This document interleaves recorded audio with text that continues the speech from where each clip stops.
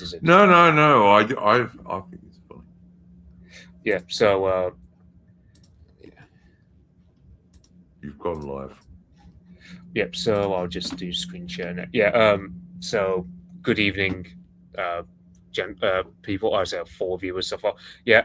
So good evening. As the title suggests, it's about this stream is about the. So last week I did the Imperial Japanese Army, and this stream will be a companion stream to it, talking about the Imperial Japanese Navy. There won't be a third stream about Imperial Japanese Air Force because we want a separate Air Force. The aviation was largely the Navy's thing, so that'll be covered in this stream with the Zero fighter plane, especially among other airplane models.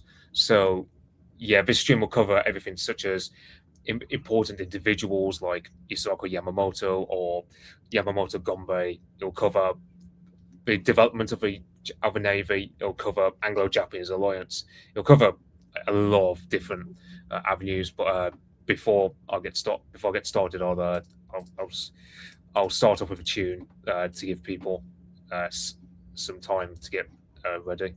And without further ado, I'll play this Warship March, which is, I suppose, the nicest piece of sounding music I could find about the Imperial Japanese Navy. Because, yeah. So without further ado.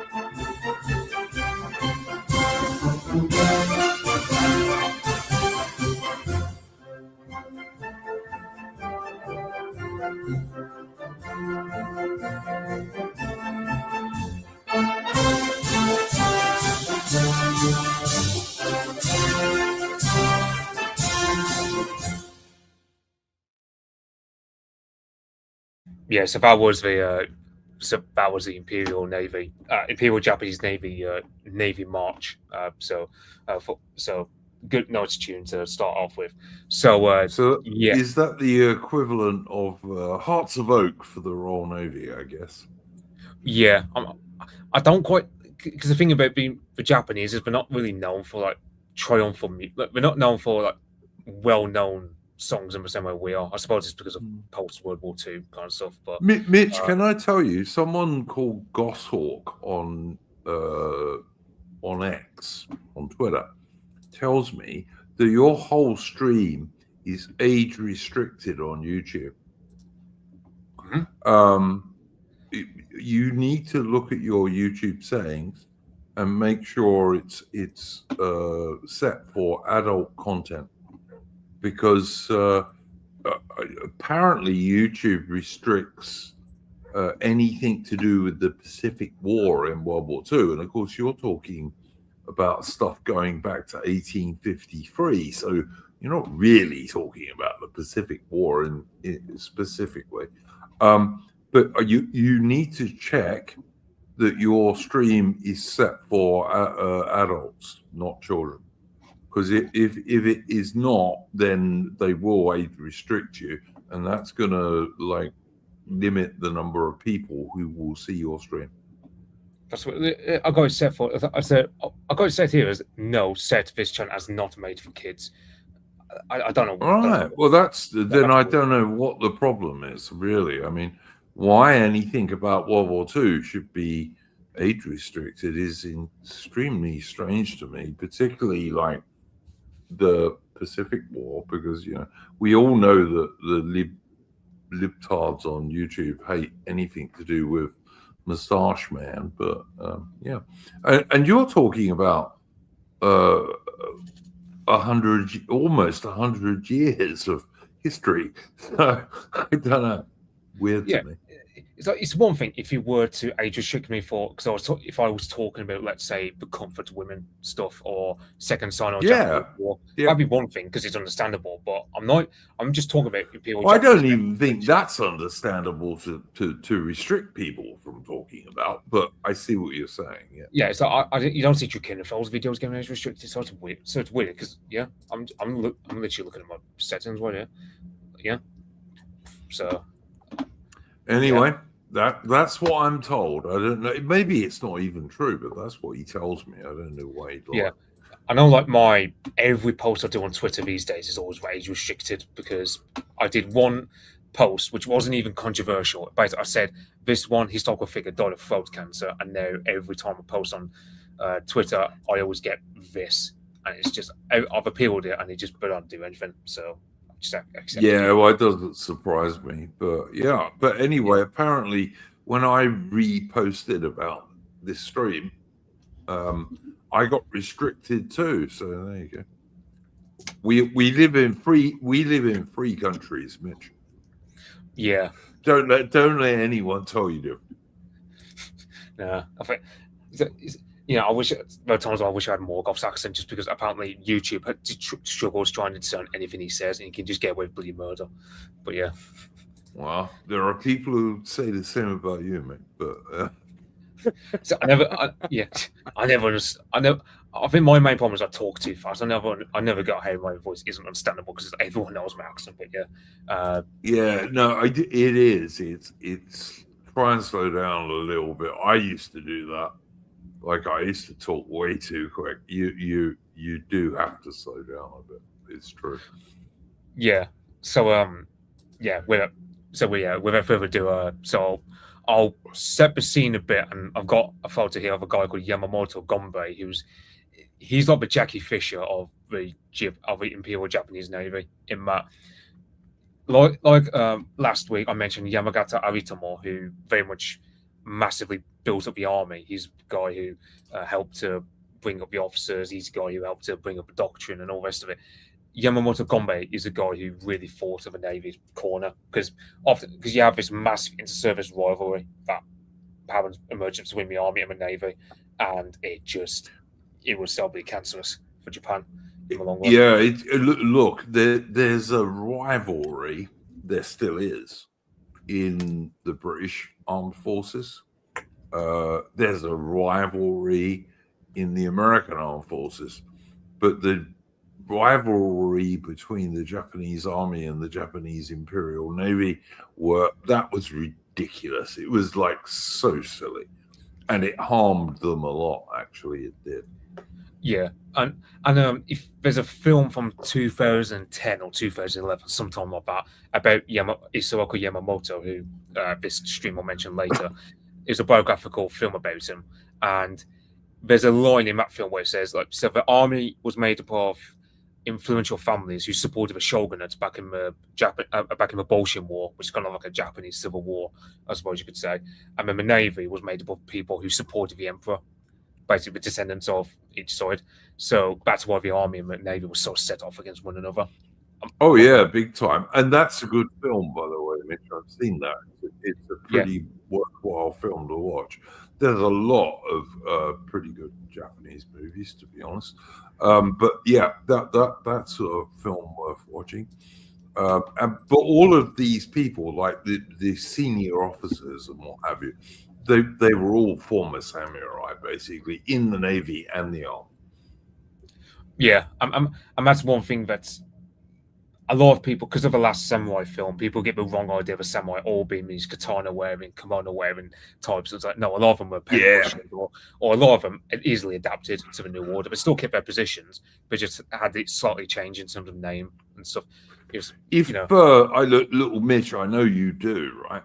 If you watch Japanese films, and I do urge people to watch Japanese films, because unlike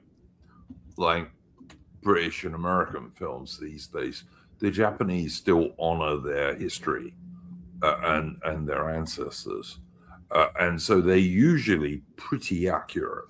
But you can find many Japanese films where there are samurai who, although they're samurai rank, they actually spent most of their time as administrators and that kind of thing, which is what Mitch just said, basically. Yeah, and the thing was also you have plenty of, because this last someone does touch on a bit where there's that one older guy in the film, I think his name's Hasegawa or something like that, who was a samurai who happened to be fighting against the samurai rebellion. And that's one thing. So yeah, the film kind of touches on it a little bit, I suppose. But yeah, people get the wrong idea about the samurai, and plenty of naval guys. Like one guy about what we mentioned is a guy called Toko Heihachibo, who, he was a young samurai at the time of the Bolshin War when Japan threw off the shogunate and massively westernized shortly thereafter. He was a samurai. I mean, in 1905, he wins the Battle of Tsushima, and he declares himself the resurrection of Lord Nelson, because, of course. Oh yeah, no, you're totally right, Mitch. And also, of course, look, The Last Samurai is not a bad film. But the idea that the American army had a great deal to do with modernizing the Japanese army is just bullshit, basically. What the Japanese did, because they're a pretty intelligent and sensible people, first of all, it was the French who had the most to do with their army. And then later on, the Germans. And they always went straight to the British in terms of naval stuff, because they went to the best that there was. So, the best army in Japan in the 1850s and 60s was probably considered to be the French. Everyone thought that at the time, prior to the Franco-Prussian War. But the best navy was always the British. And so, the Last Samurai mixes up stories that are mainly about a few American officers in China rather than Japan, to be honest. Yeah, with that actual war that went on, Yeah, and the thing was, it was based the guy who joins up with the Samurai Rebellion was actually a Frenchman by the name of Jules Brunet, and he went native, to say the least. And absolutely. In the early days of Japanese modernization, it was the French army that they looked to. Later on, they started looking to the German army, which is entirely sensible. If you're going to go for the best army at the time, in the 1850s and 60s, it probably would have been the French, I guess. And in the 1870s, 80s, and 90s, it would have been the Germans, which is exactly what the Japanese did. Yeah, and as for the Navy, they did send, I forget the name of the mission, but Toko Hiyachiwo and Yamamoto Gombe were part of it, where they sent a bunch of, like, the Emperor dispatched a bunch of young guys to search up the British Royal Navy.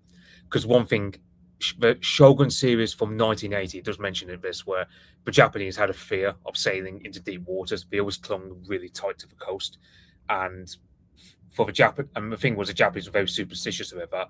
And among other things, like, for example, the emperor had to eat meat in public, he had to eat a steak in public to convince the Japanese people to forgo the traditional Buddhist vegetarianism, among other things, which is why over the next few decades you start getting the Japanese they gain centimeters in height, among other things, that puts them in a good advantage compared to the Chinese, especially in the Sino-Japanese War, as was the second one in the 1930s and 40s, where the Chinese diet is largely really grain-based and the Japanese have more meat in their diet, which gives them an advantage, among other things. But yeah, Togo Hiyachiwa, for example, I mean, there was one anecdote where he was visiting, I think it was Portsmouth, he was visiting, and he was served beef.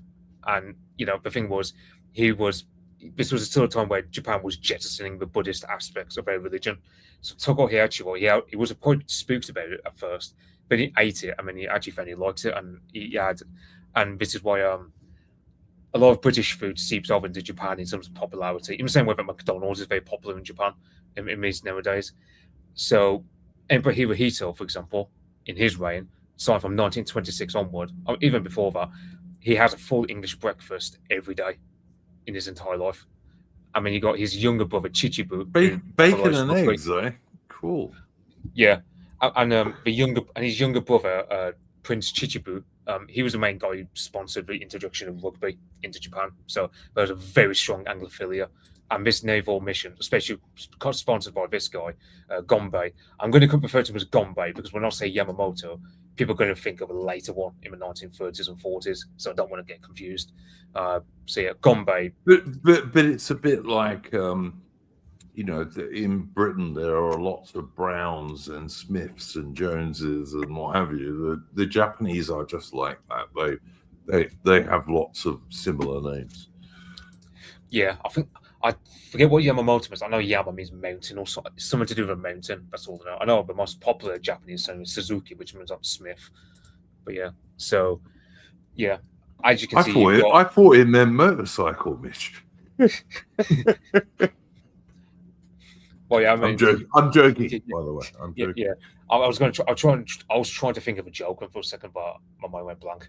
But yeah, forgive the Turkish here. This is the best photo I could find of it. This is a Hiei, which is like a corvette that the Royal Navy sent over to Japan because in the early days, especially in the Sino-Japanese War, the Russo-Japanese War, much later in 1905, most, if not all, of the ships in the Japanese fleet were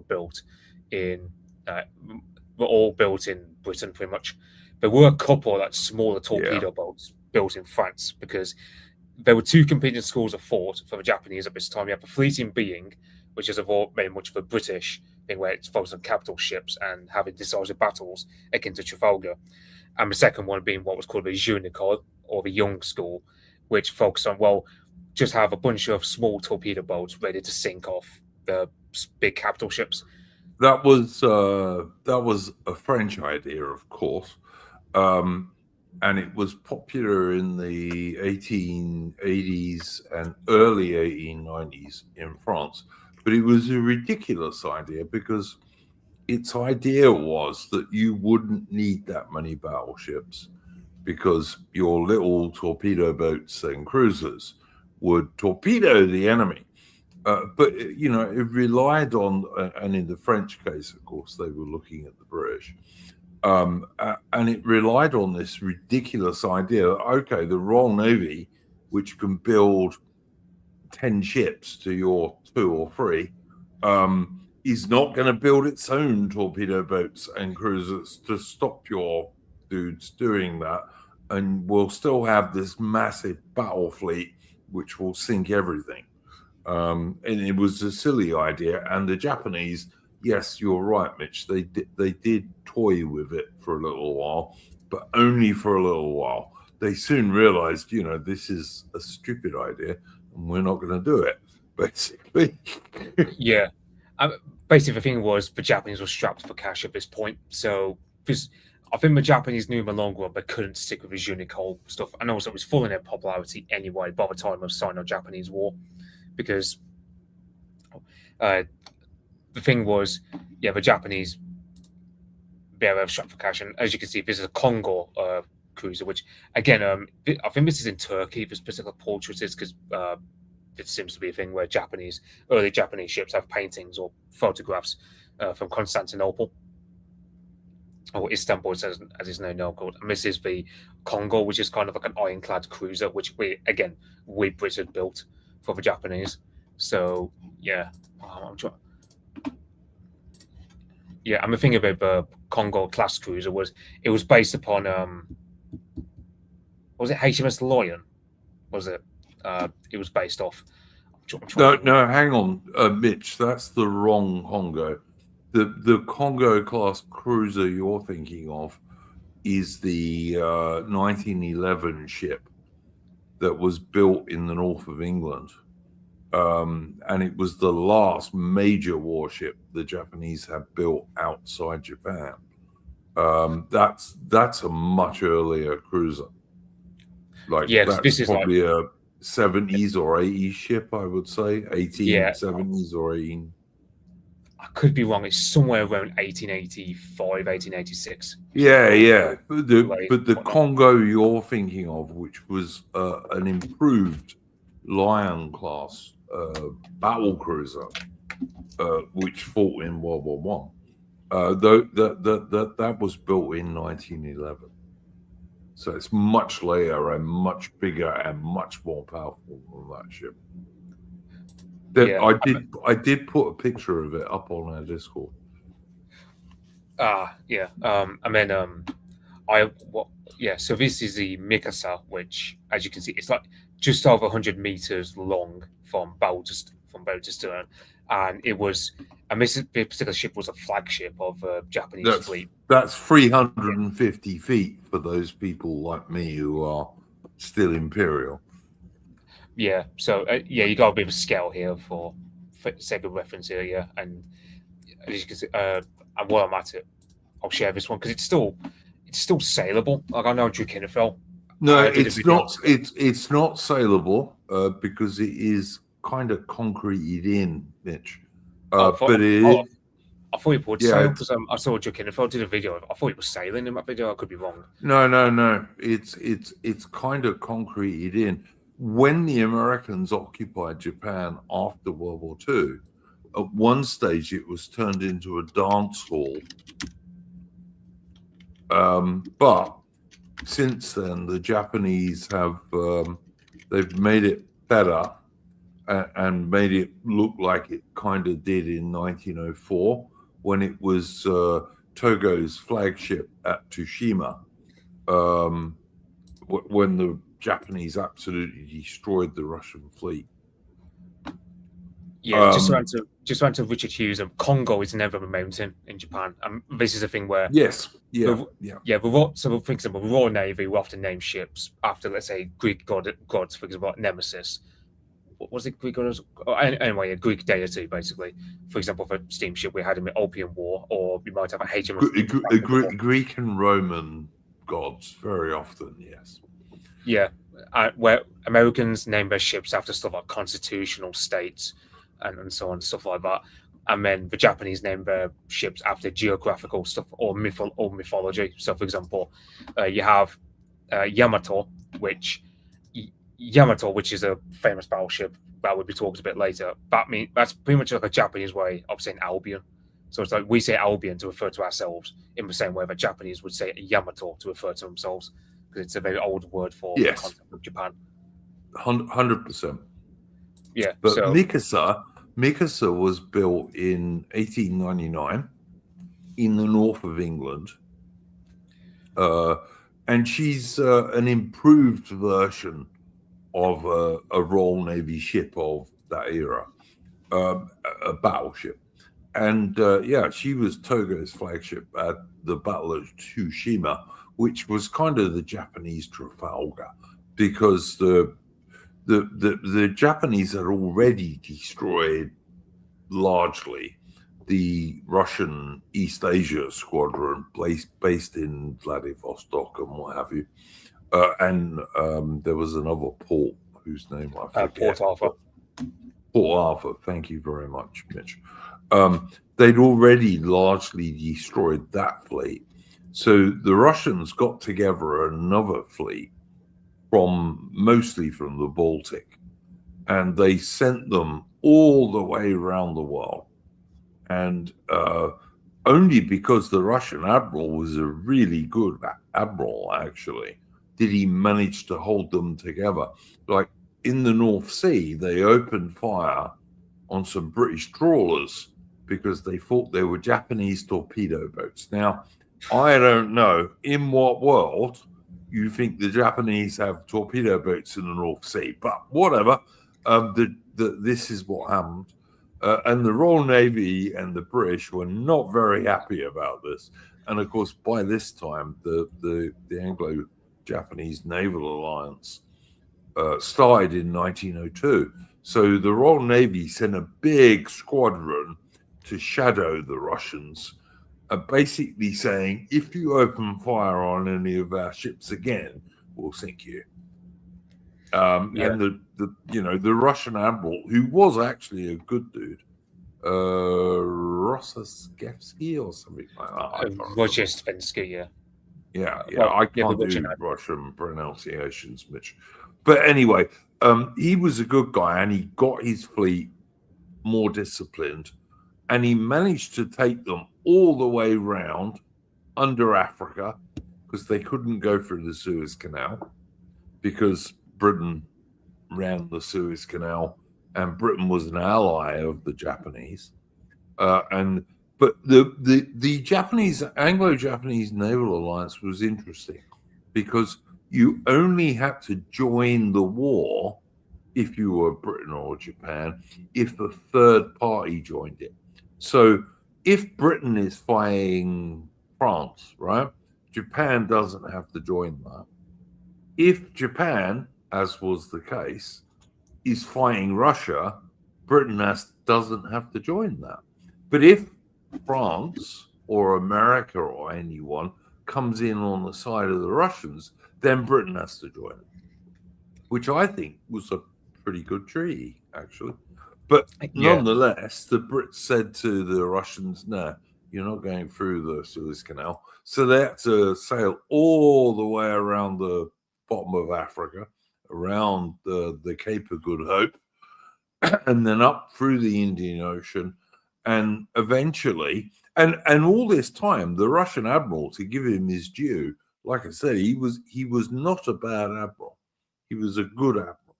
He'd been trying to get his crews to practice gunnery and all the rest of it. But, the Navy is not the main thing for Russia.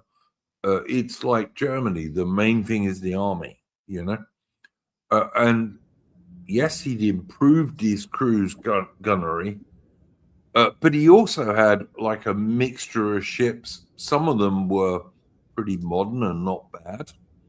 But some of them were pretty old and pretty shit, to be honest. He also had his fair share of captains of these ships who were fucking idiots, basically.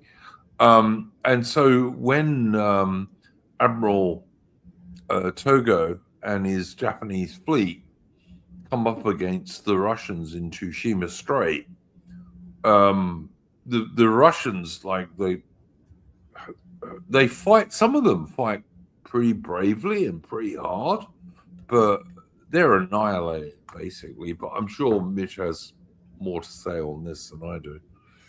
Yeah, I'll probably, too fair, because the thing was, I probably should have read up a bit about Tsushima, but the book I was reading didn't really touch upon the battle in great depth, other than providing a map. And it's it's a matter of taking you're taking that bit of a detail where I probably would have forgotten to put it in. So I would say thank you for that. Almost all the Russian ships were either sunk or captured by the Japanese. Some of the more modern Russian ships, the Japanese actually took into the Imperial Japanese Navy.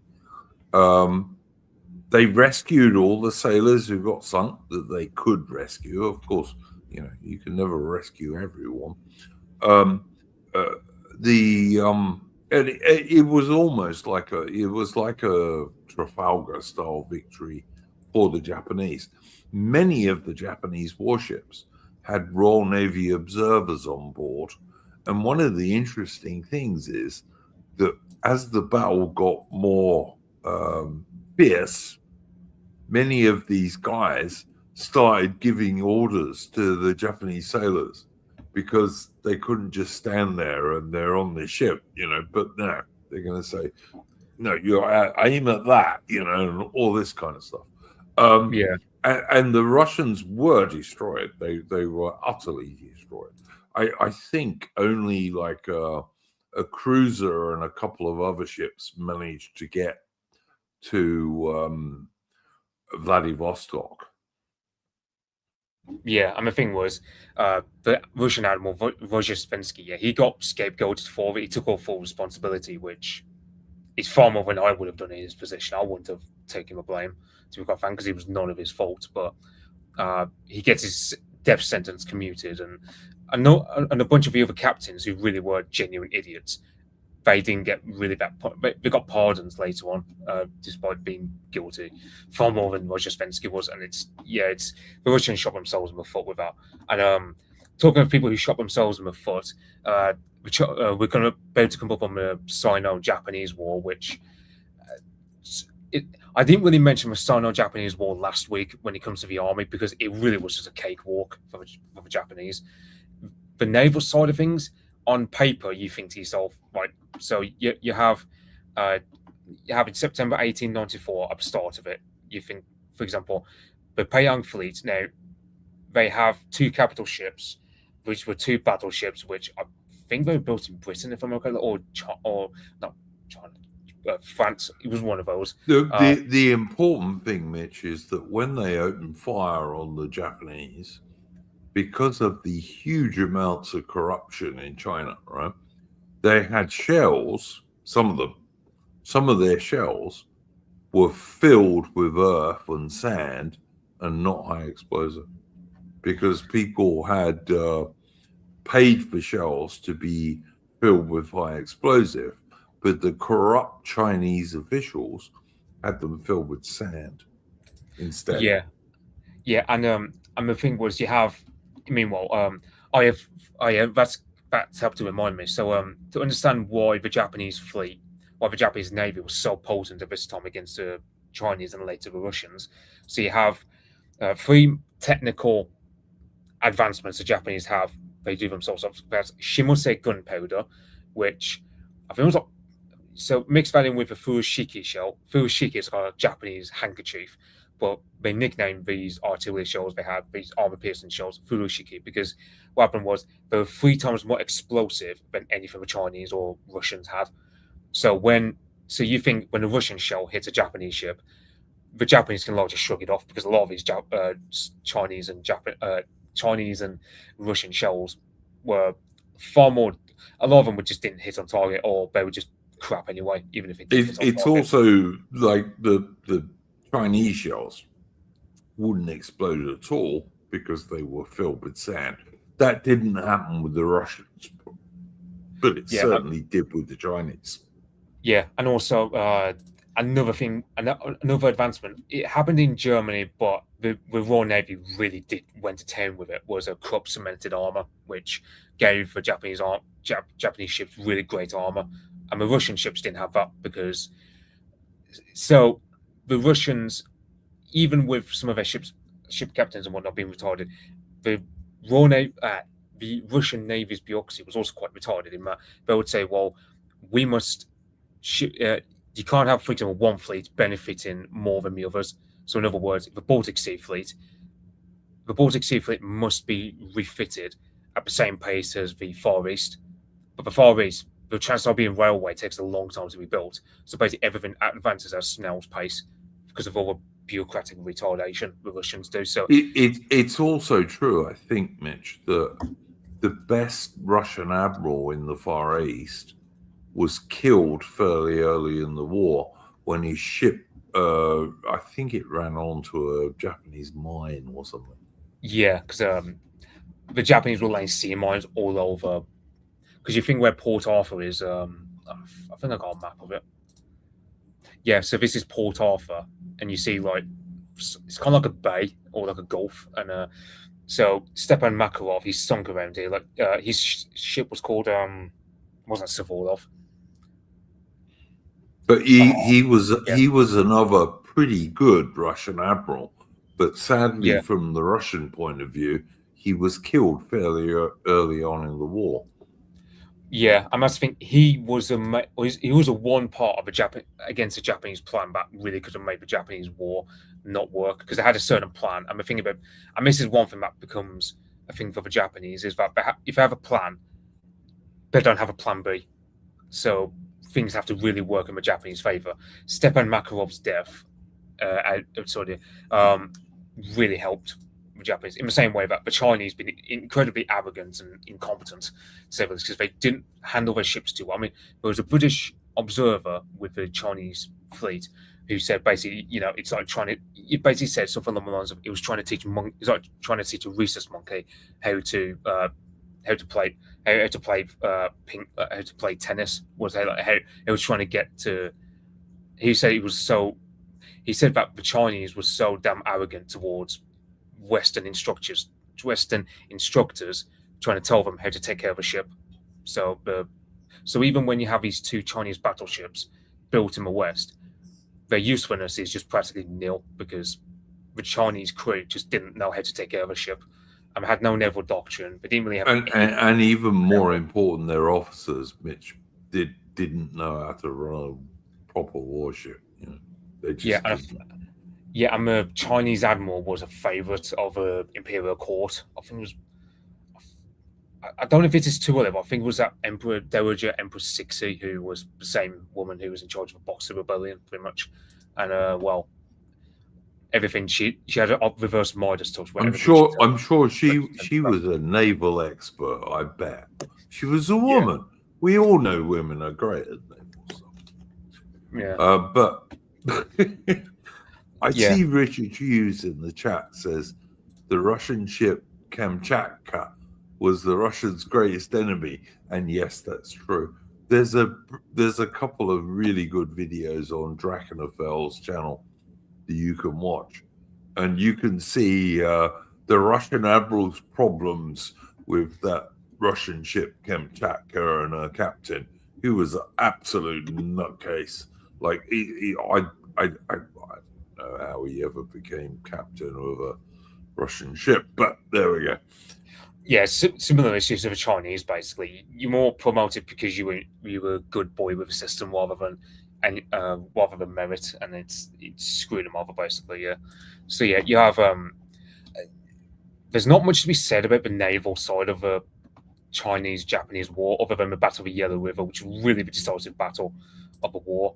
And so essentially what happens is the Chinese sally out from Port Arthur, and then there's a first engagement here, which, because the thing about Togo Heihachi was, he was picked by Gombe because Togo was the kind of guy where he was resolute, but also he was cautious, and you kind of need someone like that because the Japanese did not have shipbuilding facilities at this time. So if they lost a ship, if they had a ship badly damaged or sunk, that was it. They couldn't get a replacement.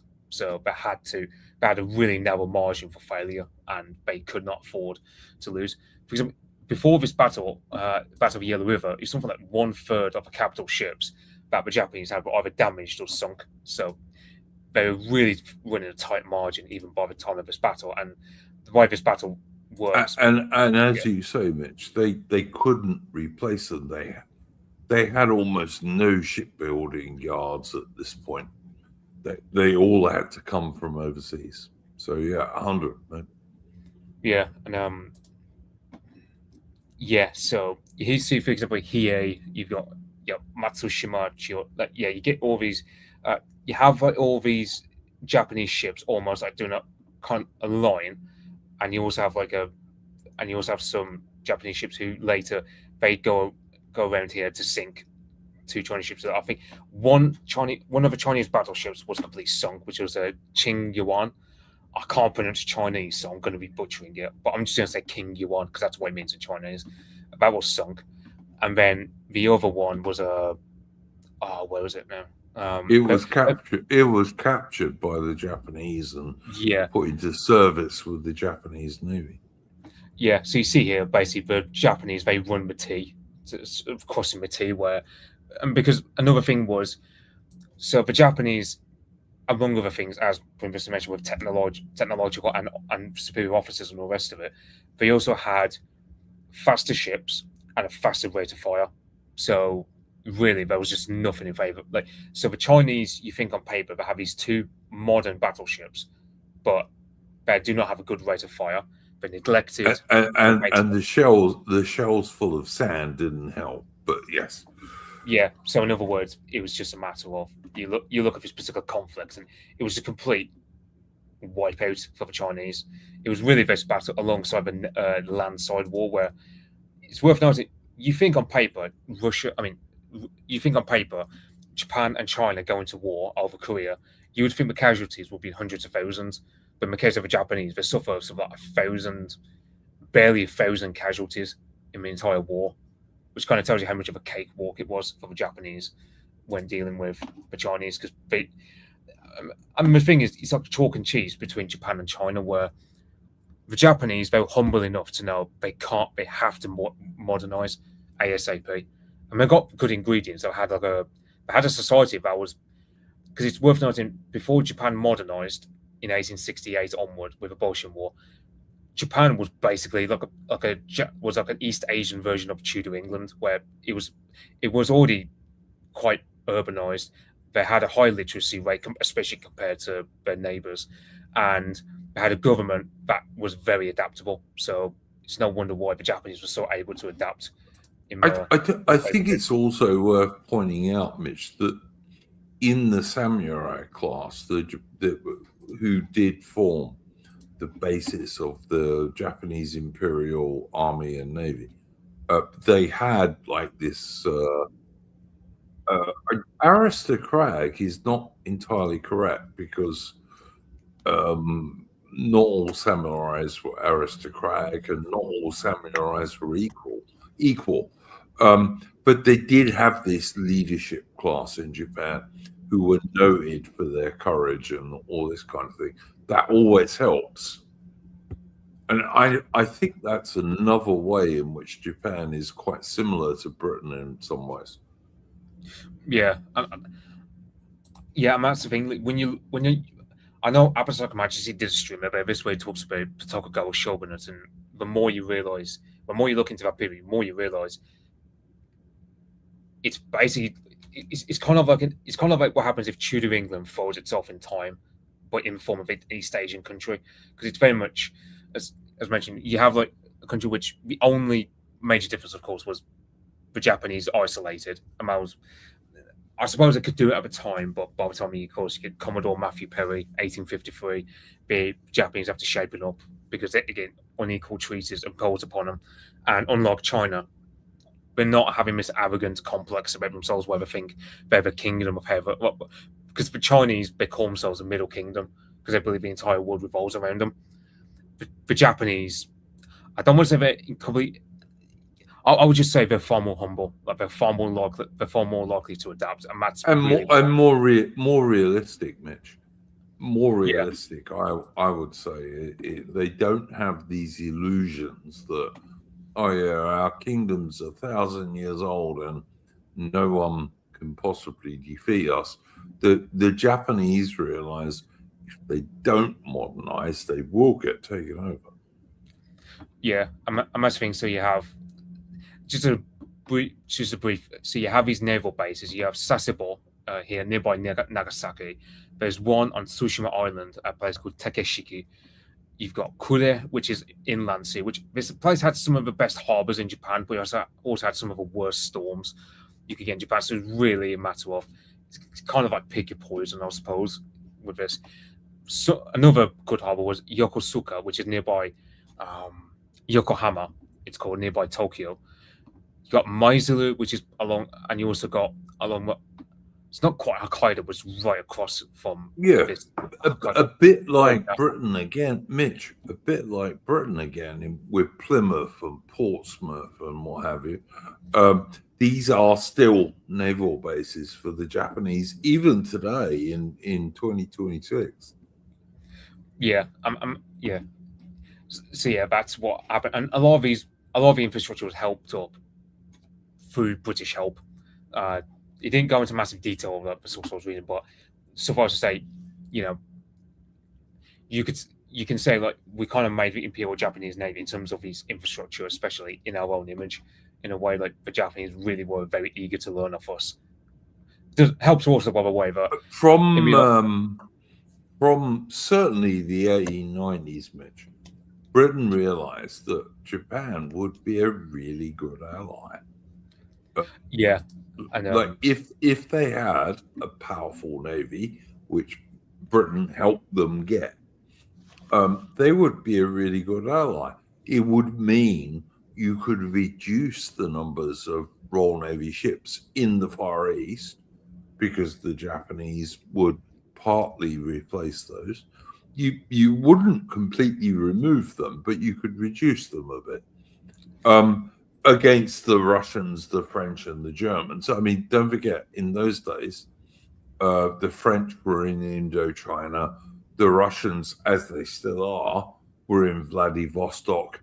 And of course, the Germans in those days had a big naval base in Qingqingtao in China, which was kind of like the German Hong Kong until the Japanese captured it in World War One.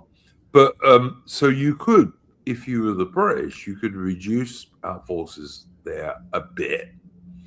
And I've got to say, I think of all the British alliances in all history, the best one we ever had was the Anglo-Japanese alliance, which officially ran from 1902 to 1922. And the Japanese rightly were mortally offended when Britain repudiated it in 1922 during the Washington Naval Treaty at the behest of the Americans. And if the Americans had said, all right, we'll replace your Japanese alliance with an American alliance, I would have said, yeah, all right, fair enough. But they didn't. They said no.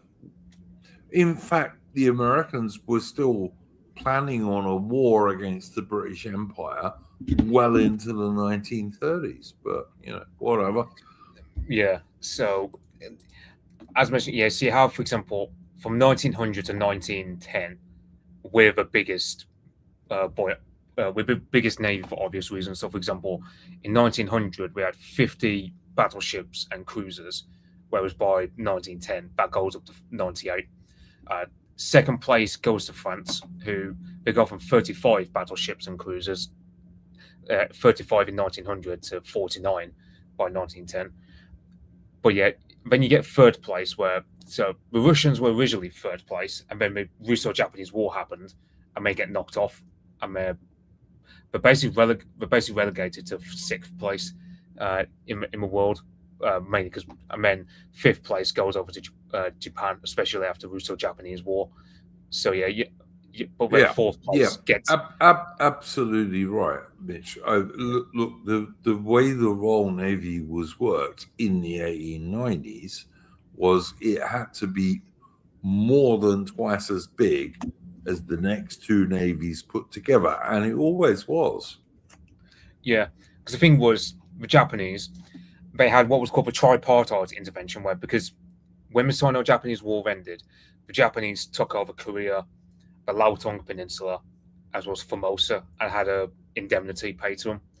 Now, Russia, France, and Germany, they did a tripartite intervention to force Japan to give up Port Arthur, and the Japanese were aggrieved by this because Port Arthur, where it is, it's very strategically located, so they had to give that up. The Japanese correctly realised it was the Russians who were the main ringleaders of it. Well, meanwhile, the French, they weren't really much of a threat because Indochina was too far away for Japan to really worry about at this moment in time. While the Germans, they're too far away. I mean, what Japan's going to do about them? So, 1902, Gombe, he shills for the idea of an Anglo-Japanese alliance because he knows for what that Russia are allied with France. So he needs to nip that in the bud. He needs to get the French to back off because he doesn't want to have to deal with the second place navy in the world helping out third place navy because the Japanese wouldn't be able to do it. So Anglo-Japanese alliance comes along. It's worth pointing out, Mitch, that the Anglo-Japanese alliance was the only one that Lord Salisbury and the British Conservatives supported. And that was in the days, not today, of course, but that was, back in 1900. That was when the Conservative Party really were pro-British. It was the only alliance that Salisbury supported because it was a good alliance from Britain's point of view. And as I said earlier, it was also a clever alliance because what it said was that if your country, like either Britain or Japan, fights one other country, nothing. You don't have to do anything, all right? But only if a third country comes in do you have to then go and help your ally. So I don't know. I'm conscious of how stupid people are these days. Japan fighting Russia, Britain didn't have to join. But if the French had joined, or the Americans, then Britain would have had to join. And likewise, in World War I, when Britain was fighting Germany and Austria-Hungary and Turkey, Japan did have to join, and they did. And they even sent destroyer squadrons into the Mediterranean to help the Royal Navy. Yeah, and the thing about the Anglo-Japanese alliance was, I think that the only thing the Japanese were disappointed by was because they were hoping that the Royal Navy would station more assets in the Far East.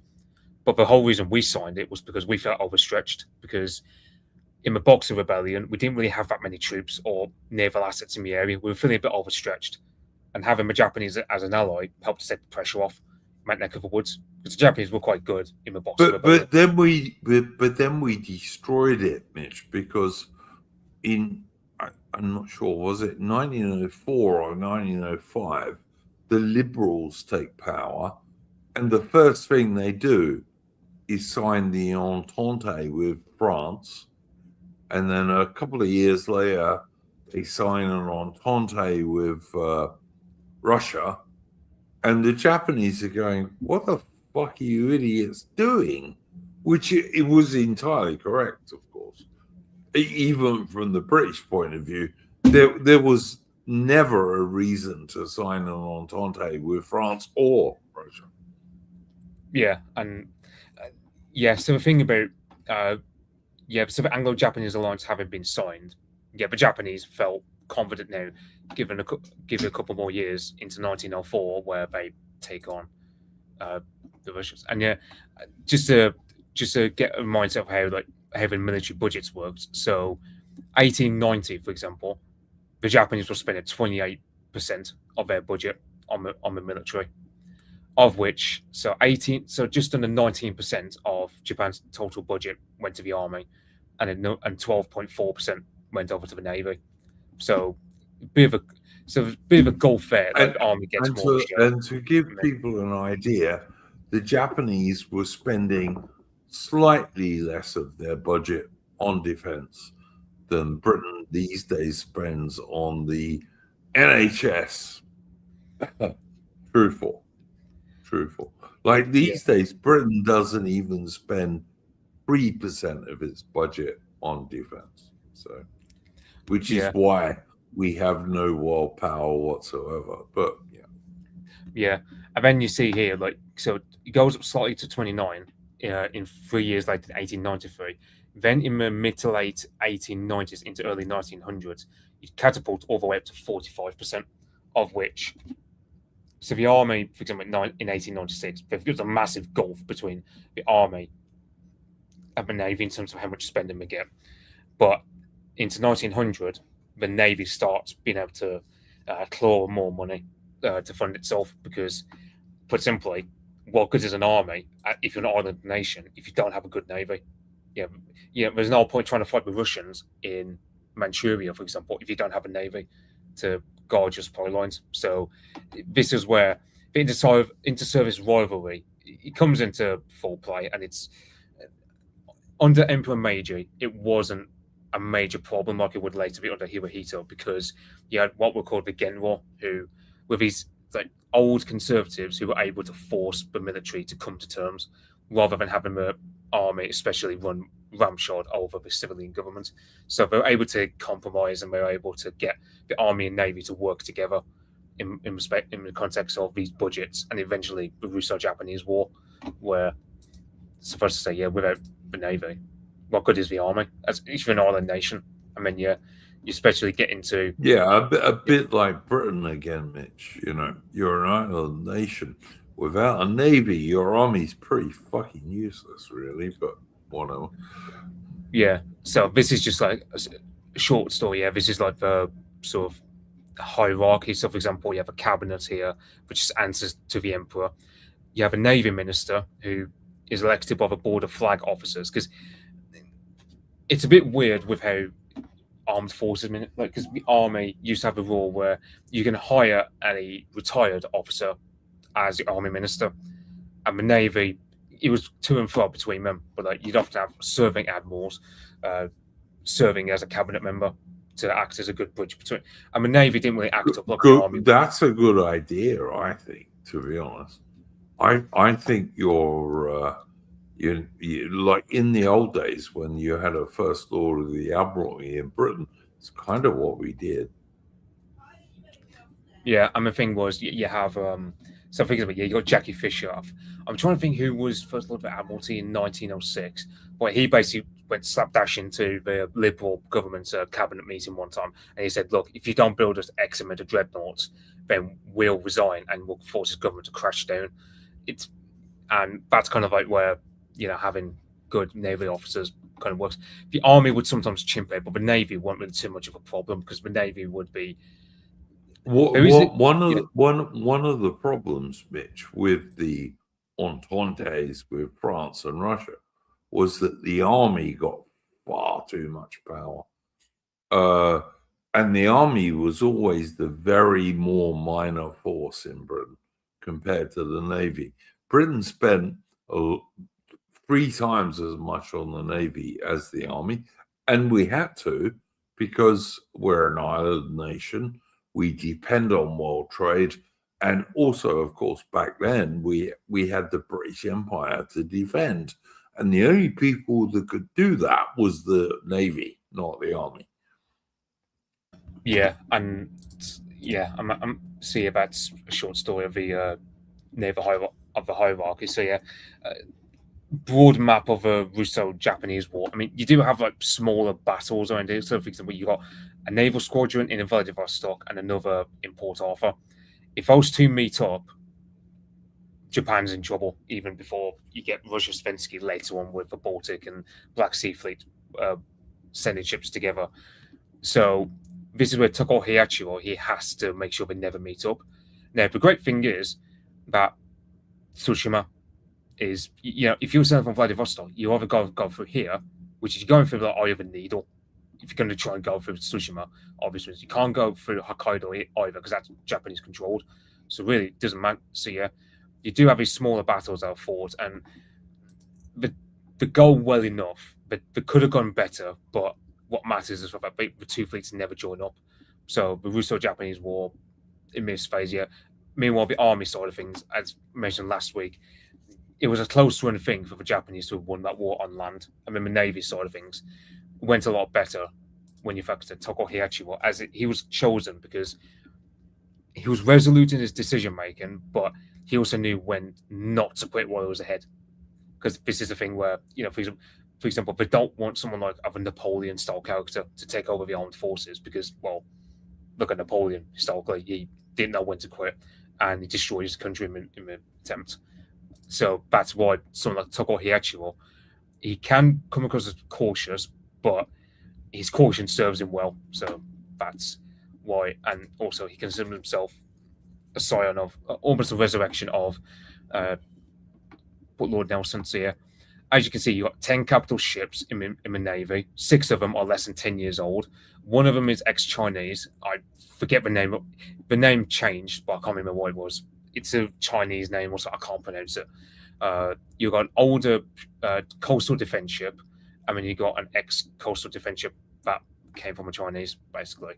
And then, yeah, you got, for example, armored cruisers. Again, they're largely less than 10 years old, which, as mentioned, these ships are largely built in Britain because Japan didn't have.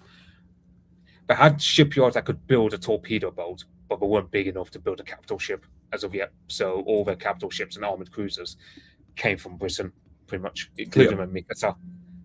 Yep. Yeah. Absolutely true. Yeah. Yep. Meanwhile, the Russians had 33 capital ships, 10 armored cruisers, 12 protected cruisers, as well as 9 protected cruisers and sloops. But the thing was, a lot of these are much older than the Japanese ships.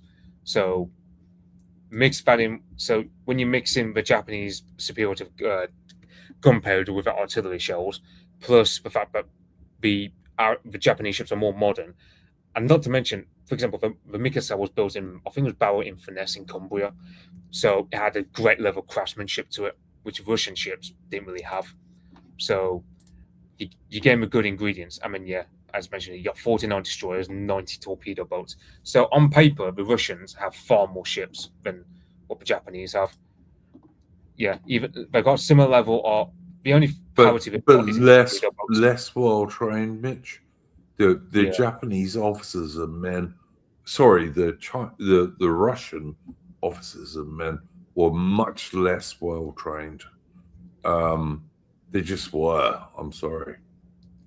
Yeah, and of course, this is Toko Hiachiro, who is the admiral of the Japanese fleet, and yeah, without him, there's no way the Japanese win this war because he really played his cards right. So yeah, as mentioned earlier, I'm not going to go into too massive detail about Tsushima because it's largely been covered, and I think chucking and the thing is, it's so many details to cover, and which have already been covered. So I'll just say, the meet just around here, between Tsushima Island here and the Japanese mainland here. So yeah, and the thing was, this was the best position that they could have to try and get over to Vladivostok, because they tried to make, because a bunch of the Russian ships that were already in the Pacific got battered by Toko Hiachiro, and it's worth noting that the Russians had no repair facilities in the Far East, so any of their ships get damaged in the Pacific, there's nowhere near that can repair them. So the Japanese, they can't afford heavy casualties in the same way the Russians can't either, although the Russians have more ships. And this is why Tsushima really was the Trafalgar for the Imperial Japanese Navy. So yeah, you have, for example, you have the opening maneuvers. You have the Japanese, especially around 2 o'clock in the afternoon, they start opening salvos, and you get the Russians. So you have the Japanese who go along here, they turn here, and they cross the T, by which they bombard the Russian ships all along the line. So all along from 2 o'clock to 3 o'clock around here. Aslabia, I can't pronounce that because Aslabia sinks around 3:10. So that's the first Russian major ship that gets sunk. It's worth noting one of the main problems the Russians have was Stepan Makarov got killed in his flagship. I'm trying to think of the name of the ship now. It's skipped my head, but basically he dies, and he was a one thing that could have complicated the war for the Japanese because he was far more aggressive, and the Japanese strategy in this war depended on the Russians being far too cautious, and not using their numbers. Stepan Makarov's death was a one thing that made sure the Japanese battle plan worked. So this is where, and then in Mr. Roger Svensky, who, it's just, you see here, for example, you got along this entire axis of advance, you got the Russians, they go along it, they go along here, all around, they try to get here. Borodina, as well as Alexander III, they sink around between 6 and 20 past 7. And as well as, you got Suvorov, which also sinks. And it's really just a very lopsided victory. And you got this famous battle painting where the Z symbol, which in a nod to Nelson, one thing he says to the troops, he says to his men is, the Empire's fate depends upon you. Let every man do his utmost duty. Very Nelsonian quote to say, which is what, And the puffy bits around the sides and those bits you can see in this painting, they're hammocks, and the idea is they'll absorb splinters, and it's the only protection the officers get, basically. Yeah, I was wondering what they were. I thought they were like sandbags bunched up. I knew there was something to do to prevent splinters, but I didn't know. I thought there was something like sandbags bunched up. No, they're hammocks that they tie there, just like Nelson ships tied hammocks sometimes to the sides of their ships in the days of Trafalgar. Although, of course, the shells are much more powerful and moving much more fast by the time of Tsushima in 1904. Yeah, and I mentioned crossing the T. I mean, this is basically what it is. Let's say, a line of ships going along here, and let's say the enemy column that's going up. You're able to basically have complete freedom of fire upon the lead ships. So, for example, technically, you could say, for example, Battle of Trafalgar, when Nelson sends his 2 columns forth. Technically, the French are crossing the T, but their gunfire was crap until the last 15 minutes beforehand, and they're not even nowhere near as good as which is what Nelson relied on, Mitch. That's what Nelson relied on. That we can, let them cross our T, but we're going to advance in 2 columns, and their fire is so shit that we'll still get in between them. And as we go in between them, we're going to destroy the fuck out of them. Togo couldn't do that at Tsushima, because at Tsushima you're looking at you're looking at pre-dreadnought battleships, which had 4 12-inch guns usually, and probably 6 to 8 6-inch guns. The two turrets of 12-inch guns were one at the front and one at the back. So one at the bow and one at the stern. And your 6-inch guns were down both sides. So if you're advancing on the enemy fleet and they're crossing your T, only your 2 12-inch guns can open fire, and maybe, if you're lucky, 4 of your 6-inch guns. Okay. Whereas if the enemy is crossing your T, as the Japanese were at Tsushima, all 4 of their 12-inch guns and 6 or 8 of their 6-inch guns are hitting you. That's the difference. Yeah, because the thing was, there was a debate in some of the naval circles in the latter half of the 19th century as to, because before Tsushima, there was really only one major naval battle people studied, and that was the Battle of Lissa, where the major ship that was lost was sunk because of a ramming rather than enemy fire. And that led people to think that perhaps what you need to do is do a wedge and you ram them. But as Gombe, for example, among other as well as the Royal Navy in Britain, for example, believes the best thing to do is you just rely upon stuff like this, customer T, superior gunnery skills, rather than trying to ram the enemy. Because if they believe that Lissa was a one-off, it was a fluke in modern naval history, and as we can see from Tsushima, is very much the case. Now, yeah, you have another tactic that the Japanese. Lissa was kind of a crazy Austro-Hungarian admiral leading his fleet to a great victory over the Italians. But he was a bit nutty. But you know what? It worked. But yeah, by 1904, things had changed a bit. Gunnery had become more powerful, and they were starting, but only starting, to get into central fire control. 4 guns. Yeah. And so, yeah, another tactic that was used was a tactic where, so for example, let's say you've got an enemy ship swerving towards a rightward angle. What you do is you have one ship that swerves to port, and the other ship swerves to starboard, and you pelt the enemy. Or you might have like, let's say, sections of your divisions of your fleet.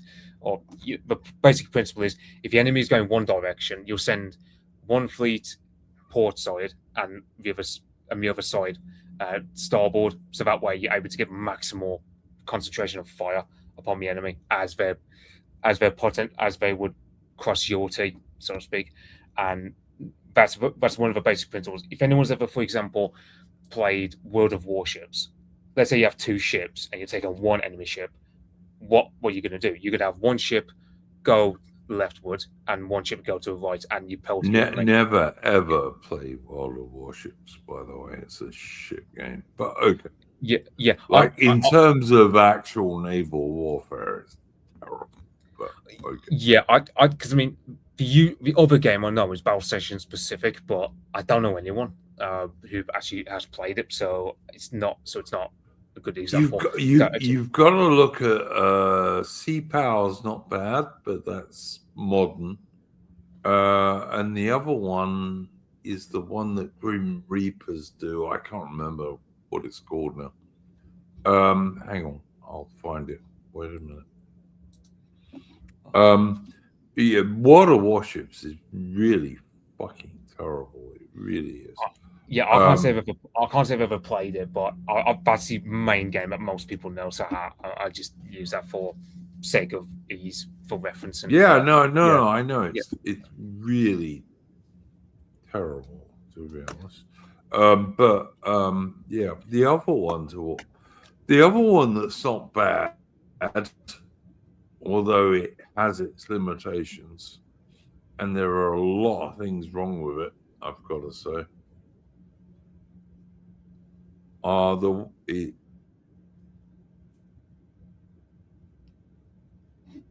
other one is the one that Grim Reapers do. I can't remember what the game is called, but it's a World War II naval game. It's not terrible, but it's got a lot of, you know.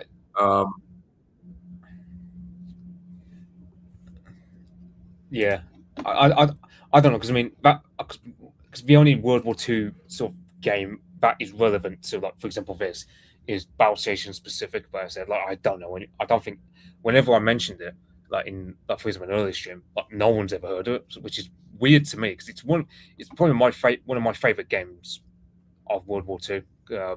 Obviously, yeah, and yeah, you got what's called like the circle tactic, which kind of like, so yeah, what you do is you sort of go around, and let's say, for example, your enemy is going in a straight line. What you'll do is you'll go in a circle, so it's kind of like you're going parallel to their line, and you're pelting them along the way. So that's what you do with your 12-inch guns, for example. And the Japanese also would use a similar tactic in this era of naval warfare. And when I say torpedo boats, yeah, and when we say like torpedo boat, which both the Japanese and Russians each had 90, this is what a torpedo boat would look like it's smaller than a destroyer, but the whole point is it launches torpedoes, and torpedoes were a big thing for the Japanese because they were seen as cost effective compared to the amount of damage they could do to the enemy. Because if you got if you got any sort of battleship like pre-dreadnought or post-dreadnought, you want to use torpedoes because really effective. Although bear in mind, the reason destroyers are called destroyers is because originally they were torpedo boat destroyers. They were meant to destroy the enemy torpedo boats. Although eventually, of course, they kind of did the same job, but with more guns. Yeah, and that's why torpedo boats get phased out pretty much, certainly by the time of the First World War. By the time except by the Germans, who keep them for reasons best known to the Germans. But yeah, I mean, I just took that as, I mean, the Germans aren't a naval nation, so it's no, they're not. No, they're not.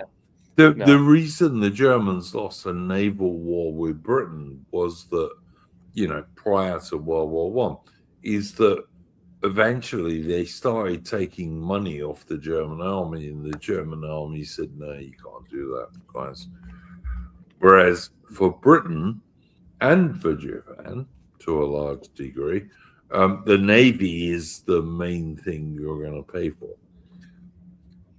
Yeah, and island nations, Yeah, and to tie back to early in terms of Anglo-Japanese alliance, the Japanese enter into the First World War, but take Tsingtao, which is on the Shandong Peninsula opposite Korea from the Japanese Empire, and they take it with, I think they're only taking about 5,000, few thousand casualties. They take 5,000 German prisoners who, with the exception of 50 of them who died mainly from stuff like heart attacks and heart disease and stuff like that, the vast majority of them go back home fatter than they were at the start of the war. Oh yeah, the Japanese treated their POWs in World War One really well, and even the Germans say this. Absolutely true. Yeah, and the other thing was and also the Japanese they send destroyers to help convoy duties in the Mediterranean, and there's only one destroyer that becomes the casualty of the entire war, which was Sakoki, which got struck by a U-boat. And the thing was, also worth pointing out, Mitch, that when the Australian and New Zealand troops were being sent to the Middle East and Europe, the Imperial Japanese Navy often escorted them to go there against the German East Asia Squadron and all this kind of thing. Yeah, because the thing was, one thing that later becomes a feature in the Imperial Japanese Navy in World War II was they never had good anti-submarine tactics, and the main reason for that was simply put, in the last war, like the First World War, they only it wasn't even like they lost the ship Sakoki to a submarine torpedo. It got hit, but he was able to get all the way over to port and be repaired. So they didn't even lose a ship, really. Technically, he's a casualty because it was knocked out of combat. Well, and the other reason is that the Anglo-Japanese Naval Alliance was cancelled in 22, which mortally offended the Japanese, and I understand why it did, which was before the Royal Navy really got into anti-submarine warfare tactics and this kind of stuff. So that didn't get transferred. Yeah, so that's one thing, yeah. And so yeah, one thing you see, you have like Japanese naval air bases, because this is one thing that happens where in 1920 the Japanese, they get interested in naval aviation. So for example, they have an aircraft, they turn one of their cruisers into an aircraft carrier by the name of Hosho, which kind of I think our first aircraft carrier was HMS Illustrious, if I'm not mistaken, just after the First World War, and the Japanese kind of aped that design. So that was technically their first aircraft carrier. Furious, Mitch. Furious. Oh, if it was Illustrious, yeah, I got confused. Yeah, HMS Furious, which first aircraft carrier. The Japanese also copied our design of it, and that's why, oh sure, it wasn't really a big aircraft carrier. It could only have 20 planes at most. It wasn't a very big one. It wasn't very greatly armored either, but it was a step. It was the Japanese got their foot in the door on a new front of naval technology, and they really invested heavily, especially in the 1920s and 30s, into naval aviation. Especially in the 1930s, you see, for example, Castle Migaola set up in 1922, Yokosuka, and then most of it are set up in the 1930s. For example, you got Mitch. I've got to say to you, right, mate. I think Britain abandoning the 1902 Anglo-Japanese Naval Treaty in 1922 was one of the worst things Britain ever did. yeah, I'm only to agree. Yeah, I mean, I'm Yeah. looking at, for example, one thing that's painful when you look at this period of history as well is, so the Japanese. So one reason why the Japanese get into the Washington Naval Treaty was because after the Russo-Japanese War, they were having an arms race, naval arms race with America. But the Americans built 5 ships to every Japanese ship they built in their own ports. Not in 1922, they didn't. No, Well, they that was more not. later, but basically that was like the sort of Japanese projection later on, and they felt. But it wasn't what they did in 1922. See, this is the thing, Mitch. If you're a British guy in 1922, right? Yeah, suffice to say, I think we should have kept the alliance as long as naturally possible. To be honest. Yeah, no, absolutely. Yeah. And I wouldn't have signed the Japanese naval. Sorry, the Washington Naval Agreement, which basically meant the Royal Navy had to scrap 25 battleships. The Germans were destroyed. The Americans had to scrap 2, I think, rather than 25. Yeah, they didn't have that many battleships. Like, I don't think they barely had any cruisers back then as well in the 1920s. They had no cruisers, Mitch. But yeah, and the Brits have to say to the Japanese, "Oh, fuck off, mate! Middle finger to you." After 20 years of being good allies, and if the Americans had turned around and said, "All right, we'll give you an Anglo-American naval alliance," I might have thought, "All right," but they didn't. It was bullshit, and the reason that Japan becomes enemies of the British Empire is entirely the Washington Naval Treaty, where British politicians accepted we're going to give up command of the world oceans. We're going to make ourselves barely equal to the Americans for nothing, just because the Americans say so. It's almost like the British politicians were cucks and the Americans were their bulls. Yeah. But do you know what? On that note, I have to go. Okay. Cheers for coming on. I would say, like, I would have forgotten a lot of those details with Russo-Japanese War, so it was good having you on. Just if nothing else, just because Mitch, I'll always come on one of your streams if you ask me, mate. You're my friend, but yeah, I've got to say, this whole subject really annoys me because, like I said, in 1922, Britain could build 12 battleships a year if we really had to. And the Americans, even if Congress gave them the money, it would have taken them 10 years to build the shipyards. And the American Congress was never going to give them the money. But following World War I, all the British politicians decided Yeah, America is our balls, and we are cucks, and we want to get fucked up the ass by the Americans. That's the true story. Anyway, I do. All I will say to close off that, I think there's a kernel of truth because Howard Macmillan, I mean, he himself was a craven after all this yep, winter check. yep, But anyway, he said that the British Empire died on the sun, like we lost our balls from some onward. I'm thinking there's a kernel of truth to that. yeah, I feel at times, sure, yeah. sure, sure, But sure, sure. because yeah, I mean,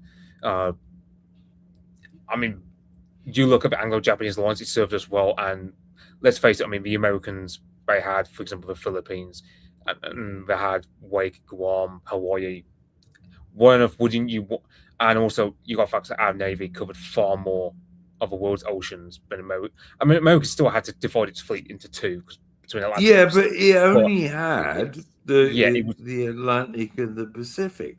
But if you're the Royal Navy, you control the world's oceans all over the world because that's the Royal Navy. It was a third of the world, you know. yeah. But yeah, all right, Mitch. I'm sorry, I can't do this anymore. But yeah, thank you for inviting me on this stream.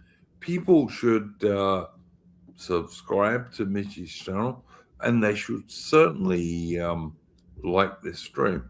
But yeah, the Washington Naval Treaty, which I'm going to do a stream on, is I've done one before, but I'll do another one because it was the end of Britain ruling the waves, really.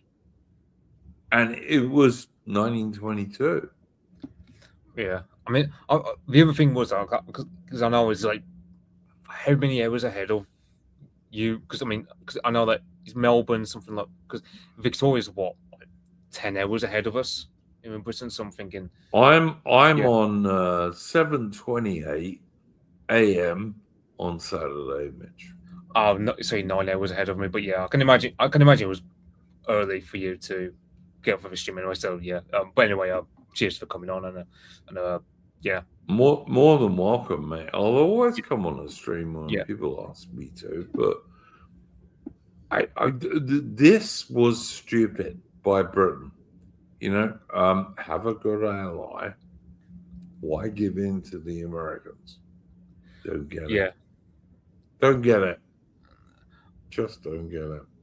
Yeah. Go well, Duke. Go on, mate. Go. Yeah. So with Duke. So yeah. So Weatherford. So folks. So yeah.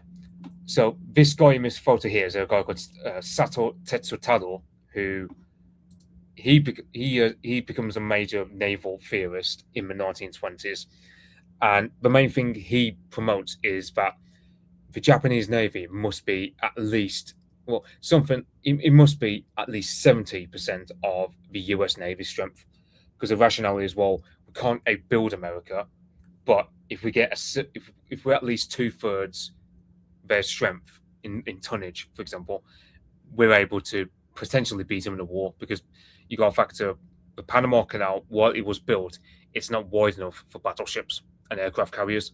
So, on paper, it is feasible for the Japanese to beat the American Navy in the Western Pacific.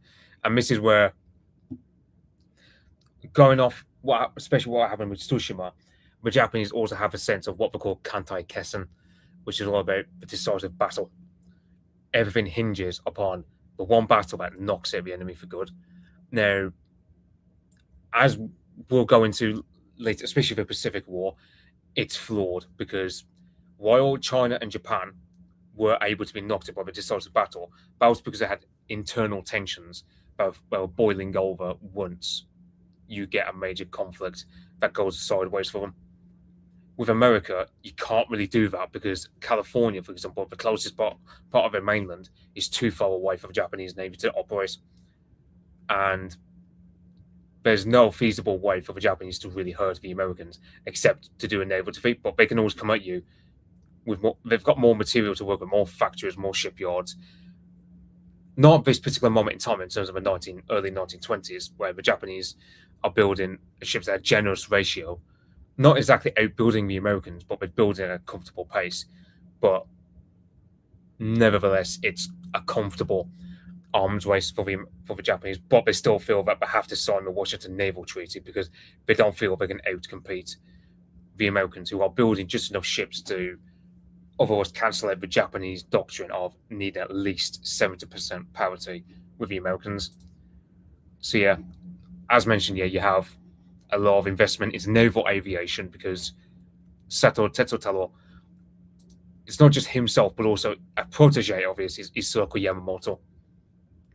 And Yamamoto very much of a chip of his old block, where Sato Tetsutaro, he was very much of a godfather in terms of Japanese interwar planning, not just in terms of decisive battle, but also everything hinges upon baiting the Americans to get into the Western Pacific, which is doable because the Americans have the Philippines, and if you take them on paper under War Plan Orange, the Americans have to go into the Western Pacific. They just have to. They can't sit back. So yeah, so you have, for example, this was a feasible plan where you have surface forces from Japan, the Ryukyu Islands, and then they all converge around the Bonin Islands around here, between like the Mariana Islands and Bonin Islands, as well as submarines. Now, it's worth noting, when you think of submarines, you think of U-boats in World War II, but the Japanese Navy did not have a doctrine like that. Their submarines were supplementary to the surface fleet. They were not there to be strategic assets, far-ranging, like the U-boats were. So you don't have commerce raiding, or you don't have strategic interdiction, or anything of that sort with the Japanese. Everything just tinges on either attrition or the disaster battle itself, which the attrition builds up to. So when you see here on paper, like, you have submarines, the whole point is they're chipping away and screwing over the momentum of the US fleet, which would come inbound through Hawaii. Because it's worth noting, Pearl Harbor doesn't become a viable port in the way you think the average American thinks it becomes until mid to late 1930s under FDR. So really, the US fleet, they're based all the way over in California. It's a long way to steam a navy, and the Japanese have plenty of time to prepare for their troop dispositions and such. So, for example, you have here the main fleet here. You've got Asiatic fleet, which would go into the Philippines, and then, for example, you have like some carriers and cruisers here, which would bait the Americans until the main force here would converge, concentrate, and then batter the Americans. And this plan works well in this particular time when capital ships are the mainstay of a navy. As you get into the 1930s and early 1940s, however, this no longer becomes viable because the Americans, a lot of the Japanese, are investing massively into naval aviation.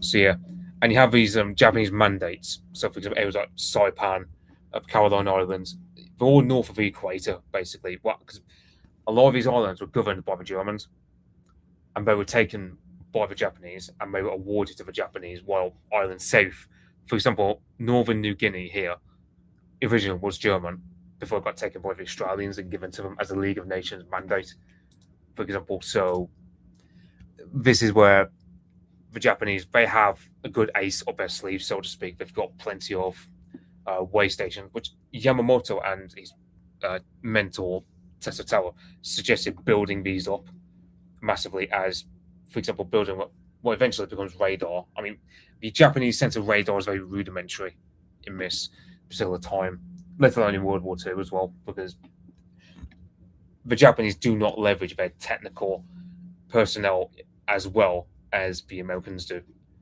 So, yeah.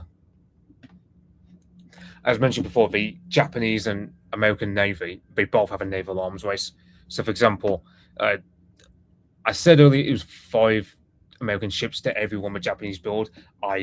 Duke corrected me there. So, in 1916, that was indeed the case, but largely you either have parity or slightly Japanese advantage. And so, yeah, for example, between 1911 to 1923, 14 capital ships are built in Japan, while 17 for America. So these are battleships, battle cruisers, and armored cruisers. Of course, yeah. So you have here, for example, as well, you have some. So, for example, this darker shade here, that's battleships. This shade here, this is carriers, and then this will be cruisers. So, for example, IJN, Imperial Japanese Navy in 1937, was kind of like one third battleships, like just over a third, like say 40% the cruisers, and then the remainder being carriers. But then, yeah, as time goes on, you see the Imperial Japanese Navy very heavily focused on battleships as well as carriers, especially another reason. Yeah, I'm not. Yeah, I'm not surprised. I'm not surprised about. Yeah, the thing about the Japanese is that their technical personnel was really all over the place, to say the least. Yeah, so you have, like, for example, these ideas which, yeah, they get the madder ideas, especially in the war, where, for example, you have the kamikaze thing, which I will go into later. I will say it's very understandable why the Japanese did that. It actually did work, very morbidly so. But when you look at the Japanese strategy with the use of a kamikaze, you come to the same conclusion as me. That as mentioned, meanwhile you have, in the case of the American Navy in 1941, loads and loads of battleships. A lot of them are outdated, like the USS Arizona, for example, at Pearl Harbor, which is actually quite funny because Druckenfeld, for example, he would opine that the strike at Pearl Harbor was actually too successful because, let's say, for argument's sake, the Japanese never attacked Pearl Harbor, but they still went to war with America. Those battleships at Pearl Harbor might well have been forced by a vengeful American public to go way ahead of schedule, to go into the Western Pacific to seek battle, and they would have all been smashed up by Japanese naval aviation. So, for example, you could hypothetically have a situation where, like what happened with HMS Prince of Wales and Repulse in the early days of the war, the same could have happened, let's say, to the loss of USS Arizona, but somewhere western in the West Pacific rather than at Pearl Harbor. I don't believe that could have happened, though, because I think the Americans were too smart to that, because they had a war plan called Rainbow something, which, among other things, said that we are not to seek battle. We are to still do the island hopping, but we are not to bunch up all our assets into the Western Pacific. So that's one thing that the Imperial Japanese Navy, they kind of screwed the pooch on, and they didn't amend to that reality, which was the Americans changed their plan. So you see also here, you got quite a few submarines, which, as mentioned, they're not submarines like a U-boat. They're more for supplementary fleet use. And as you can see here, for example, in the late 1930s, the Japanese are building far more tonnage in terms of carriers than the Americans are. It's only in 1941 onward that the Americans start to build anything more than 20,000 onward, whereas the Japanese, they're building slightly less tonnage in terms of battleships. One of the main reasons, and also the thing about the Japanese, especially at this time, was they believe quantity over quality. I mean, not quality over quantity. Sorry, they believe that they try to do more with less, because they understood that they could not outbuild the Americans at this point. So quality is everything. But as the Japanese later find out in the war, quantity is a quality of its own, and that's the thing. So you get this situation where so you have the Americans. The Japanese are building more submarines, which you don't quite think, because the American submarines are far more successful. But this is the thing: the Japanese build a lot more submarines, especially between 1940 and 1941, because they know war with America is inevitable, and they know their best chance is to use, for example, the likes of a submarine to frustrate the enemy, to break up their momentum, as well as chip away at their fleet strength. So before even decisive battle is joined, the enemy's strength has been deteriorated by stuff like submarines. whereas the Americans would use submarines more for strategic interdiction, which is why, for example, the Americans not the Americans, the Japanese, they started the war with 4 million tons of civilian merchant navy vessels. By the time you get into 1945, that shrunk down to 30,000 tons left because the American submarines were so damn successful, among other things like conscription by the likes of the army. Because what is often used to happen was the army would draft in vessels from merchant navy without telling the navy. So you'd have times where the navy would just go to the civilian sector to draft in more ships and have a rug pulled from underneath them. And so as you can see, you got cruisers, very narrow margin in favour of America by like 200 tons, and a massive thing, So broadly speaking, the Japanese either they're outproducing the Americans, or they're losing by what we'd argue is a narrow margin compared to the Americans in terms of percentage terms. So you have graphs here where, for example, you have in the case of fleet destroyers, you see here, for example, production plummets in the early 1930s and then picks up again. And then, so for example, this is the Americans, by the way. And then, so for example, this is the Americans have a dotted line here. And then you got the Japanese, who are more of a solid line here. So, for example, the Americans didn't really build anything between 1922 to 1932. And then after FDR gets in, you see a massive spike in building of destroyers. Meanwhile, you have, for submarines, so Washington Naval Treaty, the Americans, again, they aren't really building that many submarines, and it's a lot more slow pace. It's not as sharp. It's only really 1940. You see a massive sharp rise where 27 Navy submarines alone are laid down in 1941. So, suffice to say, the Americans, it's really, especially in 1941 onwards, that FDR is really ordering that from the kitchen sink at building loads of destroyers and submarines to go against the Japanese. Because at that point, with the boycott and the sanctions laid upon Japan, especially in terms of the oil, because it's worth noting, something like 90% of Japan's oil comes from America. Because the thing was, the Japanese do have some oil in Manchuria, but it's not enough, nowhere near enough.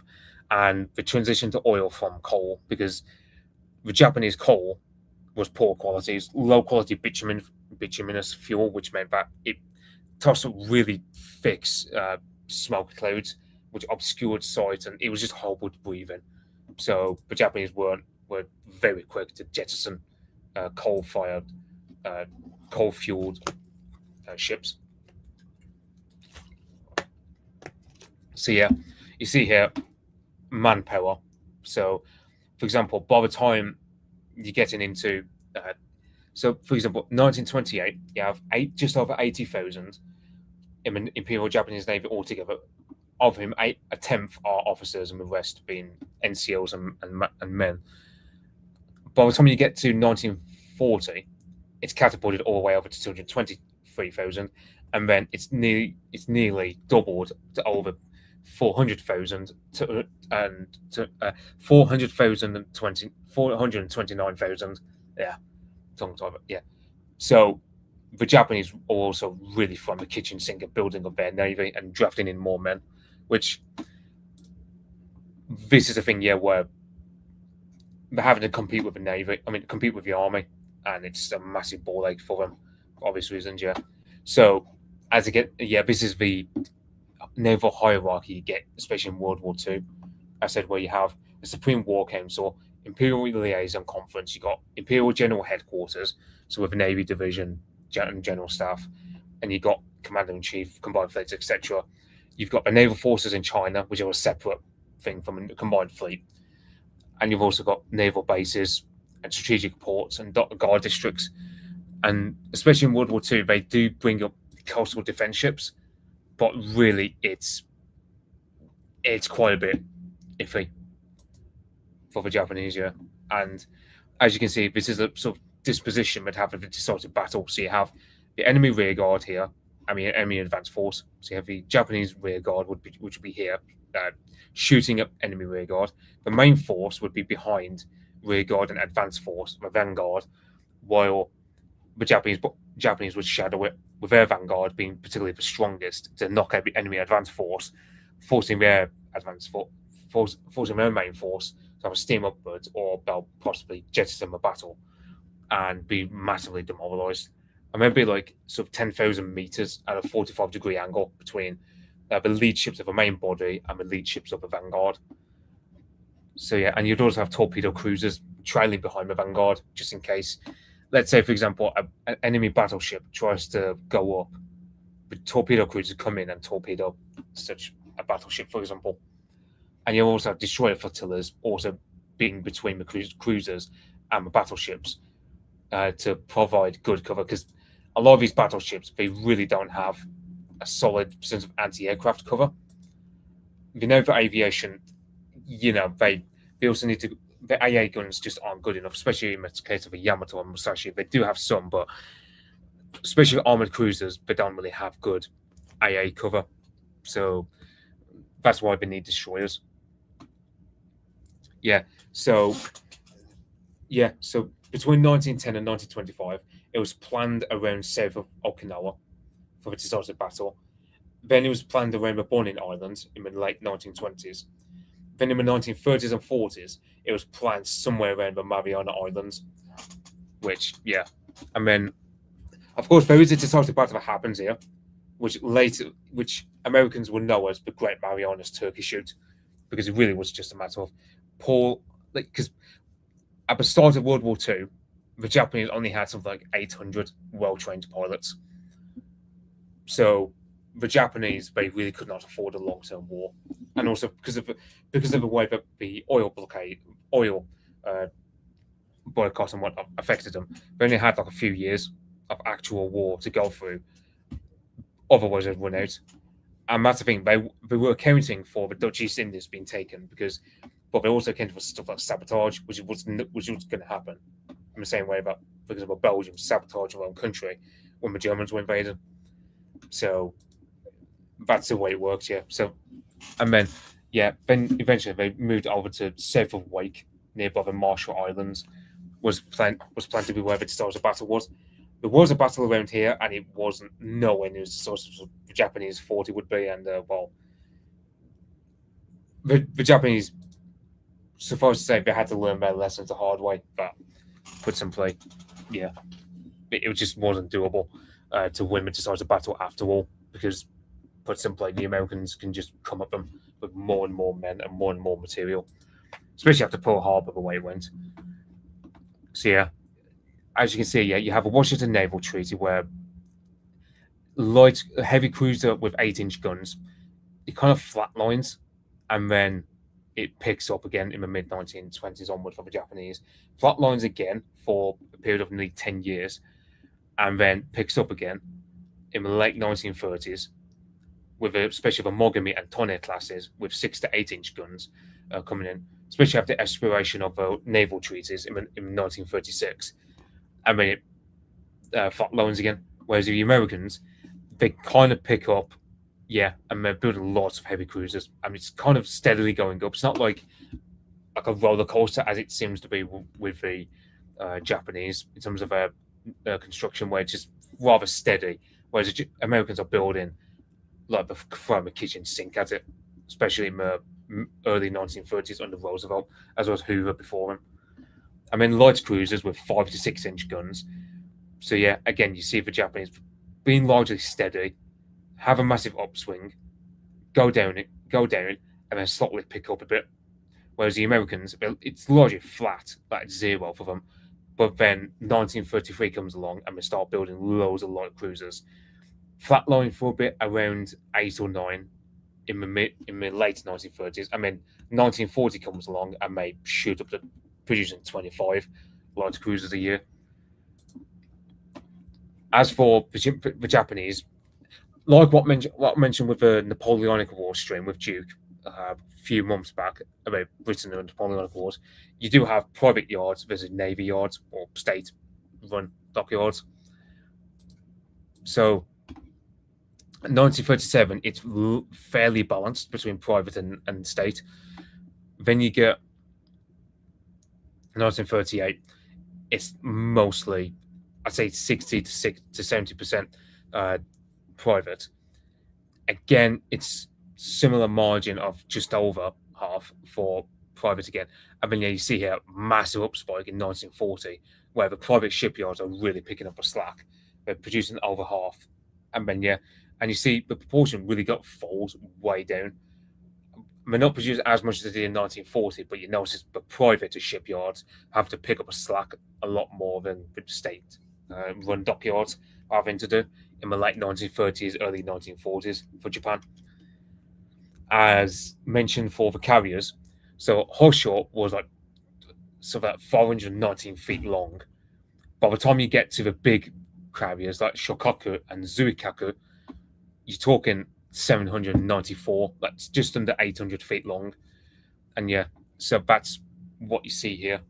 Well, yeah, technically, the Kaga and Akagi, which gets sunk both at the Battle of Midway, these two carriers were technically the biggest, but they also didn't really have good armor, which is why they were sunk by especially the Dauntless and Devastators that the Americans brought to the table at Midway.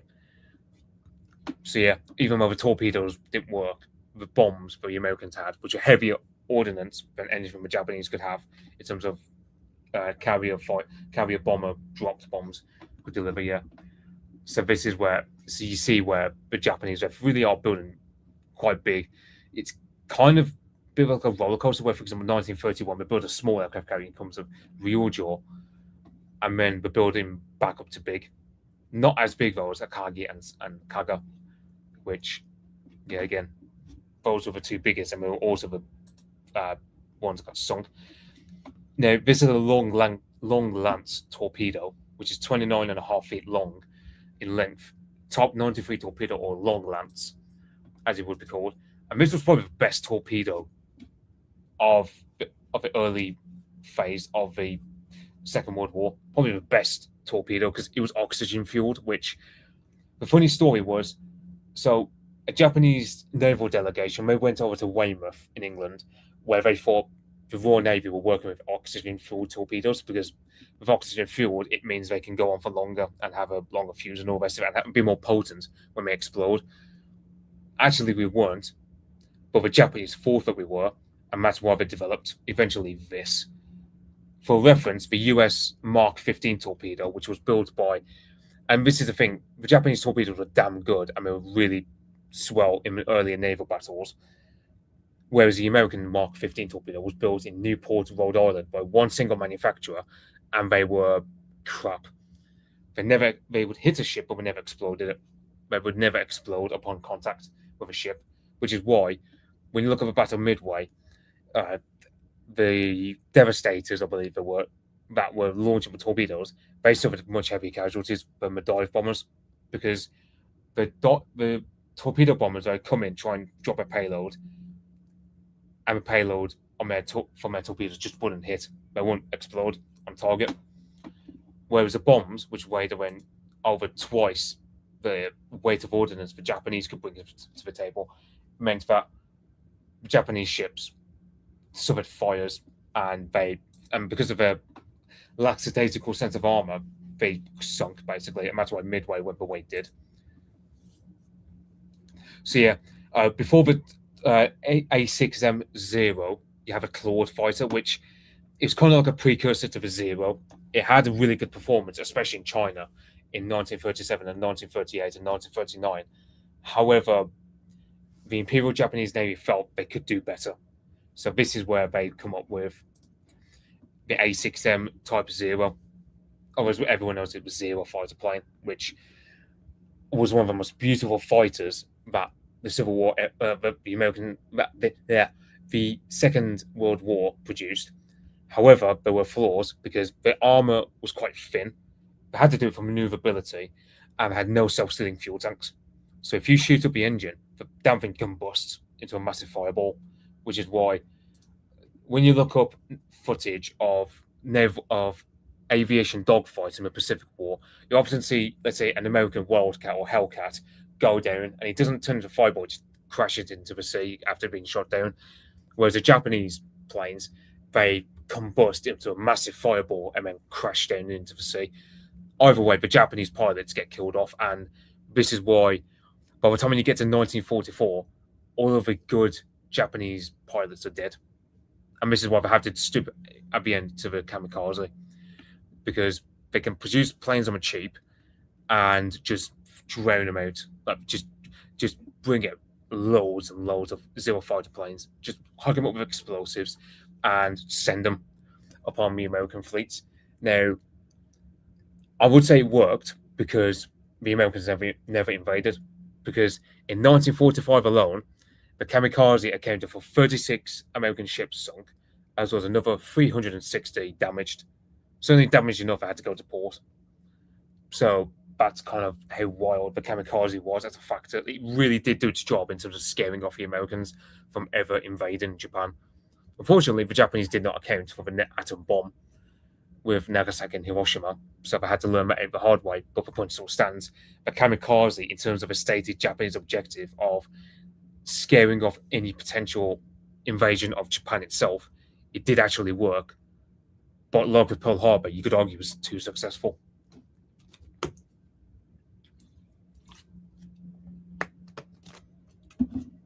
So yeah, that's a Zero fighter plane where it had a superb range of 1,000 miles in any direction, and its speed was 333 miles, and it had a really good climb as well. A climb is like when you think of like a plane, it goes off a runway and climbs up into the air.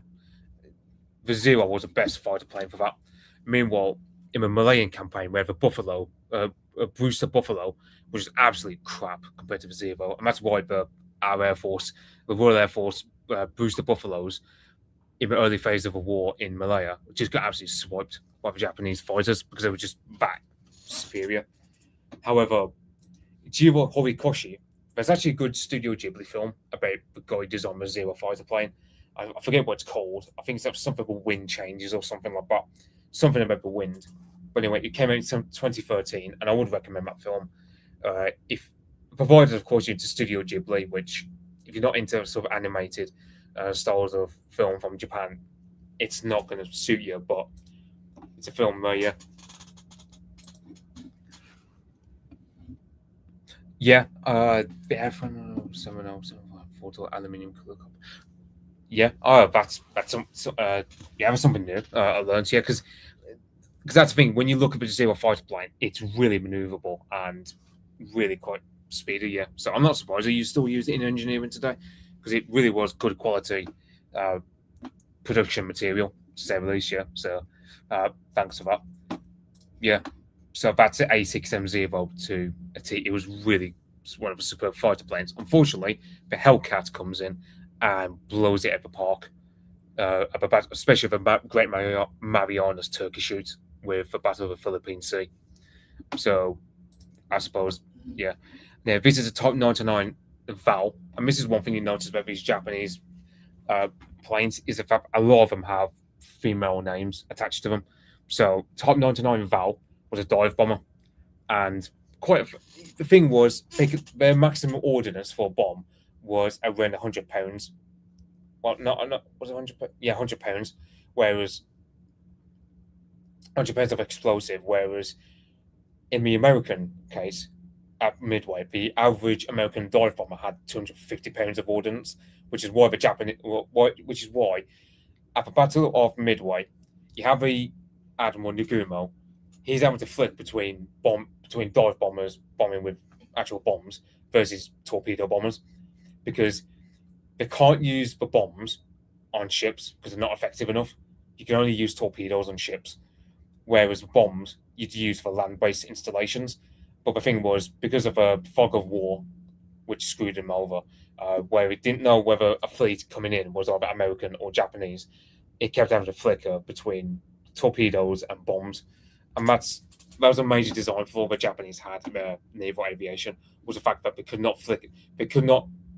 It's like with the Americans. If they only had bombs, that would do the trick because their bombs are heavy enough, whereas the Japanese didn't, and that's why Nagumo wasn't indecisive. It was just the fact he didn't have good intelligence at Midway, and that really cost him when you factor the limitations of the VAL in terms of bombs. Now, this is a Nakajima B5N. Now, you might notice that so you have Aichi and Mitsubishi, and these are different aircraft building companies. So Mitsubishi, Nakajima, and Aichi were the three main companies that built aeroplanes for the Navy. Mitsubishi, big into fighter planes. Aichi built more dive bombers, while Nakajima they built the Oscar fighter plane for the army, but for the Navy they built up the Kate, which is a carrier attacker bomber. It can carry bombs, but it largely carry torpedoes. And the Kate would have, for example, been used at at the attack on Pearl Harbor. So yeah. So you have aerial anti-ship attack where you can have two ways of bombing. You can either do high altitude, which is not very accurate, but it does mean you have a higher survival rate, or you can do dive bombing. But the thing with that is it's quite risky, but you are guaranteed to get hit on the enemy ship. You do have, you have low altitude level bombing, which you mainly use that for torpedoes, especially the long lance torpedo. The Nakajima Kates would have been fielding. So yeah, you would have had, let's say you had an angle of, let's say, 10 to 20 meters as a dive bomber, and the thing is, yeah, you'd be going at a maximum, very rapid speed to make sure you don't get shot down. I mean, a torpedo would be launched at, say, between 16 to 160 feet away, or yeah, an altitude of 16 to 160 feet, sorry, with a distance of between 2,600 to 4,000 feet. And that's one advantage the Japanese torpedo bombers had. They could launch their torpedoes far away enough that they could be effective. However, you have to account, but this is where the Japanese have to maneuver their ships, for example, in such a way that the American ships all bunch up, for example, so if you launch your torpedo from a long way away, the torpedoes can only match a certain speed. So you need to launch your torpedo in such an angle that the enemy can't avoid it, which is quite tricky, to say the least, yeah.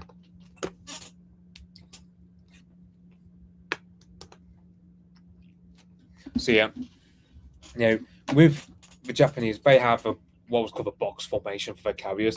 So you have the aircraft carriers here. Behind each carrier, you'd have a destroyer serving as a plane guard. In other words, they shoot down enemy planes. Meanwhile, you'd have also destroyers around, like, where there'd be like 15,000 meters to the port side or starboard side, also acting as good guard on the flanks. And then between the carriers, there'd be like 7,000 meters in between the carriers. Yeah, one thing they had to do was make sure we don't bunch up all of them in such a short space, but also need them close enough so that they're not sitting ducks, they're not easily able to be taken off one by one. So this is why the Japanese brought in a box tactic. Now, yeah, now you have the American circle formation, in which you'd have, for example, a convoy guide here. You'd have a battleship division to the left, a fleet center here, but another battleship division to the right, and then another battleship here to the sort of a bottom right of a formation, if you will. So basically, you got a convoy with cruisers and destroyers with battleships all around it. For obvious reasons, but you'd have like a circle where it's like you have destroyers and cruisers. Of course, for purpose of warding of aircraft, we need to have like a picket of submarines around here. And the thing was, you'd have like a certain radius, you have a certain course at a certain degree angle, like 60-degree course, and you have 120 degrees to your right, 240 degrees to your rear, and so on. So that's what the Americans believed, yeah. And yeah, so this is Isoroku Yamamoto, who guys like Woodpit and other Americans would recognize him as being one of the soundest voices the Japanese had on their side. And he's not innocent in that he did do something that screwed the pooch.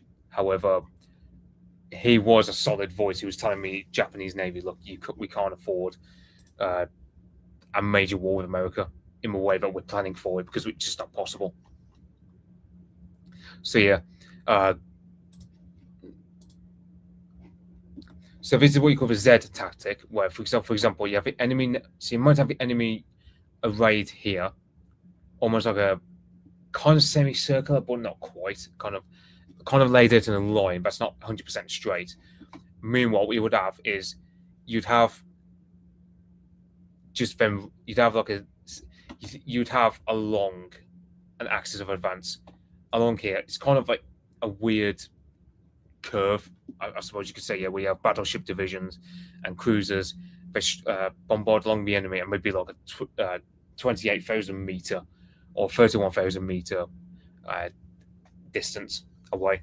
The battleships especially would have a superior range. But that's one thing that the Japanese planned for, was to have really good sense of range with their main battleships, especially for tactics like this. So yeah, you have a midget submarine, which is like 24 meters long. There weren't meant to be. There was a midget submarine at Pearl Harbor, but it was sunk at like 7:54 a.m. if I remember correctly, or 6:54 a.m.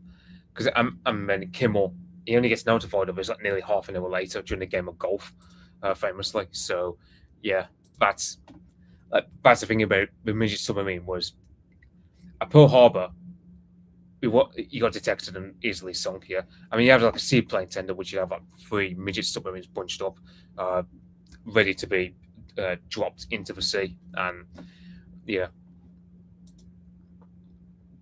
I mean, these are the 2 types of submarine, biggest submarines the Japanese would have. They'd have a KD2 and a KD3, which I believe, yeah, aside from slight angles, there's not a major water difference between them. They have the same length, but do have a slight different angle with some of the features on the outside of a submarine. But other than that, yeah, there's not much of a difference between these 2 classes of submarine. One thing Japanese crews were trained for was what you call an underwater hit, where so you would do a close range shell to hit the belt armor and the deck armor of, for example, a battleship.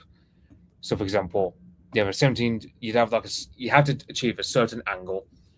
You would have to hit the armor deck at an oblique angle. For example, you hit the vertical belt, or like a lot of the time you'd build it to try and penetrate. You hit by the underwater trajectory, and you hit the underwater skin. So, for example, kind of like, for example, let's say you launch a shell here, and then you kind of like trying to get here. Kind of like optimally, you want to, for example, try and hit the boiler room and engine room, which is below waterline. So that's the ideal underwater attack. So, for example, you have, for example, this is a round nose shell, so it goes down a standard path as you think for a shell, while a flat nose shell, so that goes down a standard trajectory, while a round nose shell kind of goes like a really weird sort of semicircular angle here. So, for example, it goes down to standard trajectory quite a bit, and then kind of semicircular goes down like that. Now, yeah, the night attacks, which is one thing the Japanese did train for intensively. As I said last week to people, don't feel pressure to have to watch a stream live. I mean, you can watch it at your own pleasure afterwards. Because I mean, I've got plenty of material to talk about for this stream, for example. So it's not like with the last stream where it's not like with some streams where I can be dependent a bit on chat to sort of put on a bit of a show, so we say, or so I could go off just by the material I've got, because I can imagine optimally I want to end it for 2.5 hours time, but if we go over that, we go over that. But yeah, so you have night attack, where the whole point is you have 1 combat division here. Well, actually, technically you got 4. But basically, the whole point is you attack on two axes of advance, hitting the enemy main side, almost like crossing the T, so to speak, against them, and they can't respond effectively because they're having to be hit from both sides by 4 separate divisions attacking them at night. And you got to factor the Americans did not train at night. So that's why, for example, when you look at the Battle of Savo Island or Cape Esperance, the Japanese perform far better than the Americans do because the Japanese actually trained for it. Now, in terms of petrol consumption, the long and short of it is the Japanese knew the first year of the war was all right. The second year, things started to get a bit tight. Third year, you need the war to end by the time you get into the third year. Otherwise, Japan can't afford it because they haven't got enough fuel to feed the navy and the army. That's getting bogged down in China. So, put simply, you really need that's the one for the Japanese factor in. I don't think it did because the thing was the Navy, the Imperial Japanese Navy, operates largely in the West, operates all over the Pacific. The army kind of has its navy, but it's only really used in the Second Sino-Japanese War, basically, as well as but I must think like the navy also they bear far more responsibility in terms of covering the Pacific as well. So that's why I focus far more on the navy side of the ships. But yeah, I'd say I neglected that. I can think of a few things I neglected when it comes to talking about the Imperial Japanese Army. But yeah, so suffice to say, yeah, the Imperial Japanese Army, they did have their own ships, nowhere near as much as the Navy, but they did have their own transport ships, especially when dealing with the Yangtze River in their campaigns. For example, when you look at the Battle of Wuchang, among others, yeah, the Navy did have to send some of their Riku Sentai, their Marines, to help take Shanghai, but yeah, it was largely the army having its own transports, so to speak. No, yeah, as you can see, you've got there's a Type 91 armor penetrating shell, large caliber. So, yeah, for example, the fuse here, you've got a core, you've got a windscreen, which helps to deal with because when you position a gun with a certain elevation, you have to fire at a certain angle to help the shell get over to its target. So, for example, you have a flathead, which helps with water strikes, and you've also got not much shy of 2% of the total shell weight being the trinitro anisole explosive. And then you've got copper rotating bands and the cork line, and aluminium block as well, among other things, yeah. So, yeah, and you also have different measurements. For example, you have a 36 centimeter model, 41 centimeter, and then 46 centimeter, but the design remains the same, yeah. And this is fire control organization where you have a rangefinder. They report the range to the command center. They put it into the computer. The gun sight, you have gun sight values, they assess it, and then test it over to the turret, and then that's what happens. So they do stuff like corrections, target course and speed, the range. And yeah, that's what happens. Eventually, you have rangefinders feeding into the. Yeah. In terms of administration of technology, which was really ramshackle for the Japanese, they really didn't do well at this. But you have a technical research center, so you have chemical, electrical, and ship construction. So there's this technology relating to that. Then you have administration and you have stuff like ordnance, optics, armor, torpedoes, mines in a separate section. Then hydrographic meters in a separate section. Then ship construction in another sector, and then engines in another sector. And you kind of have, like, for example, ship construction, as you can see, you can see the overlap, and that causes internal issues where the Navy just doesn't catch up as much as the Americans do. Yeah, this is where you get the Navy minister also getting help from the technical council, which worked parallel to the technical department. So again, when you look at Maru means circle in Japanese. I don't know why. I take it just as like a standard Japanese naming convention where it's something to do with geography or mythology or something. But yeah, for reference, Maru means circle in Japanese. because it's kind of like because for example, when we say ellipsis in English, where it's like dot dot dot, I remember Japanese was saying maru maru maru, like circle circle circle. So, yeah. Now, I forgot to put this in earlier, but Martin mentioned it. So the G3M Type 96 now, these could do both bombs and torpedoes, and these were the main planes that were used to sink HMS Prince of Wales and HMS Repulse on the 10th of December 1941. It was, yeah, they are particularly heavy bombers, and they're land-based, they're not carrier-based at all. But you do have a flying boat, which are the Kawanishi H8K.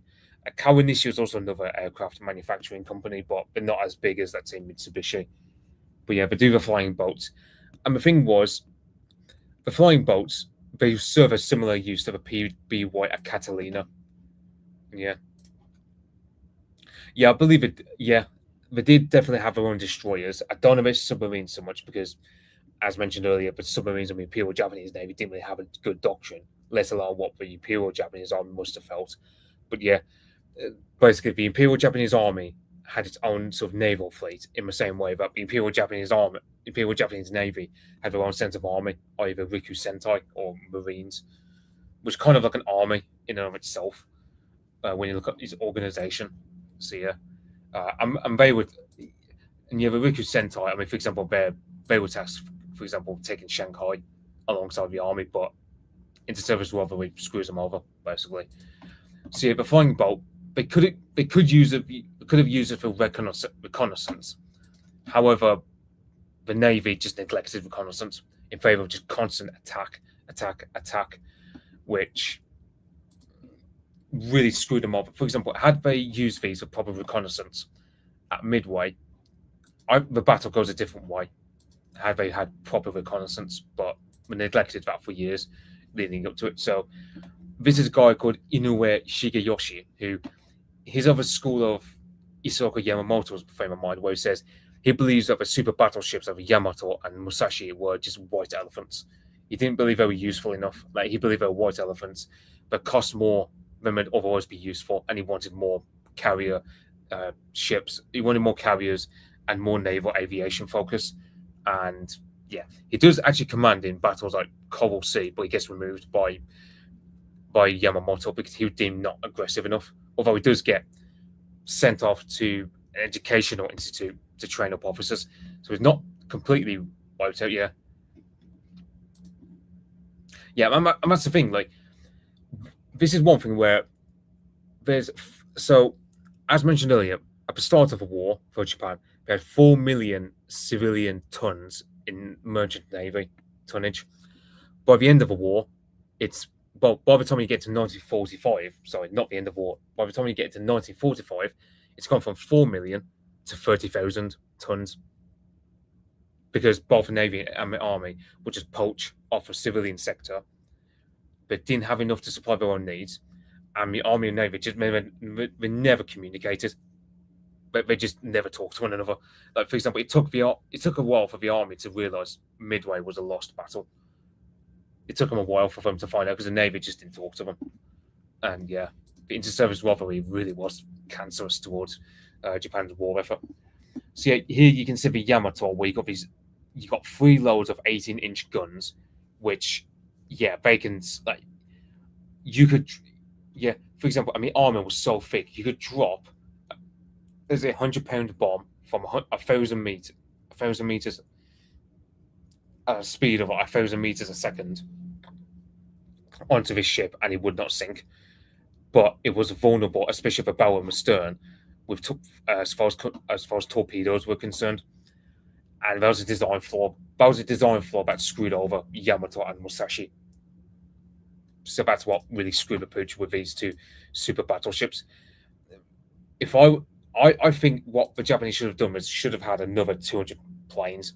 I mean, these 2 super battleships were massive white elephants, and they sunk so much time and resources into them that it was absolutely obscene. These battleships, just Yamato especially, she spent most of the war being marooned in Truk Island in the midst of the Western Pacific. and never participated, for example, in Midway, which she was meant to, but because of submarines, as Angelic Domain mentioned, the submarine campaign for the Americans was a masterclass. Suffice to say, yeah, the submarines meant that Yamato never engaged at Midway, or indeed any other battle up until Okinawa. And even then, it was too late because, you know, yeah. And this is Shinano, which originally was meant to be the third Yamato class submarine, battleship. However, it got turned into an aircraft carrier because Yamamoto was able to strong arm the Navy into building it up as an aircraft carrier. So, when you look at the Japanese warship losses, so in terms of number of ships lost in engagements, only 67 were lost through engagements. Meanwhile, in attrition, 260.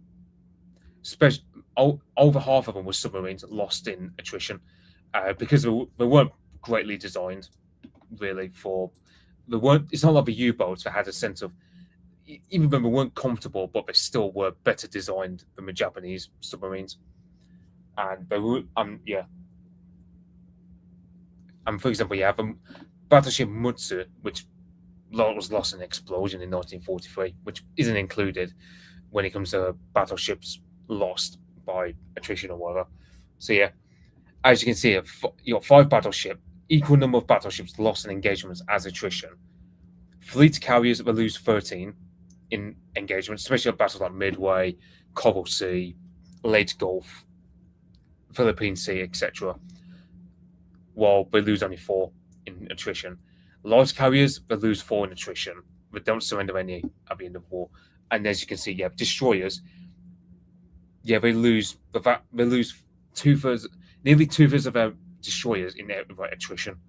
Attrition did more to destroy the Japanese Navy, you could argue, than enemy engagements, as you can see by the statistics here. And when you look up combined losses, 393 ships and submarines were lost for the Japanese Navy throughout the entire war.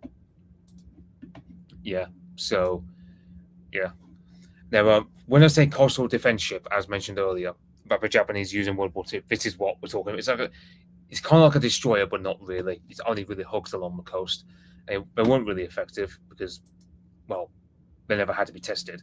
Then you got, as for this is kind of like this is one of the cruisers that you'd see in World War II, the Aoba cruiser. So you think of, like, when Duke, for example, mentions here, the thing about the heavy cruisers in World War II for the Japanese was they focused so much on heavily arming them up and putting heavy guns on them that the stability was an issue. So when he says, for example, attrition, for example, for cruisers, most of the ships were lost, for example, because the ship would rock with the storms, because Japan has really stormy seas around it, and because of stability issues with their cruisers, especially the heavy A cruisers.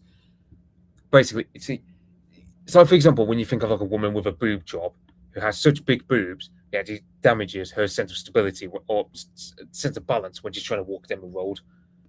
That's what happened for the Japanese with their heavy cruisers. They were more of a danger to themselves than they ever were in battle. So yeah, the Japanese sense of trying to heavily armor and heavily gun up their cruisers meant that, yeah, they actually had more problems with stability than they ever had with enemy action.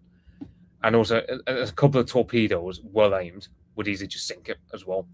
So the Japanese heavy cruisers were really more of a danger to themselves, more than they were to the enemy.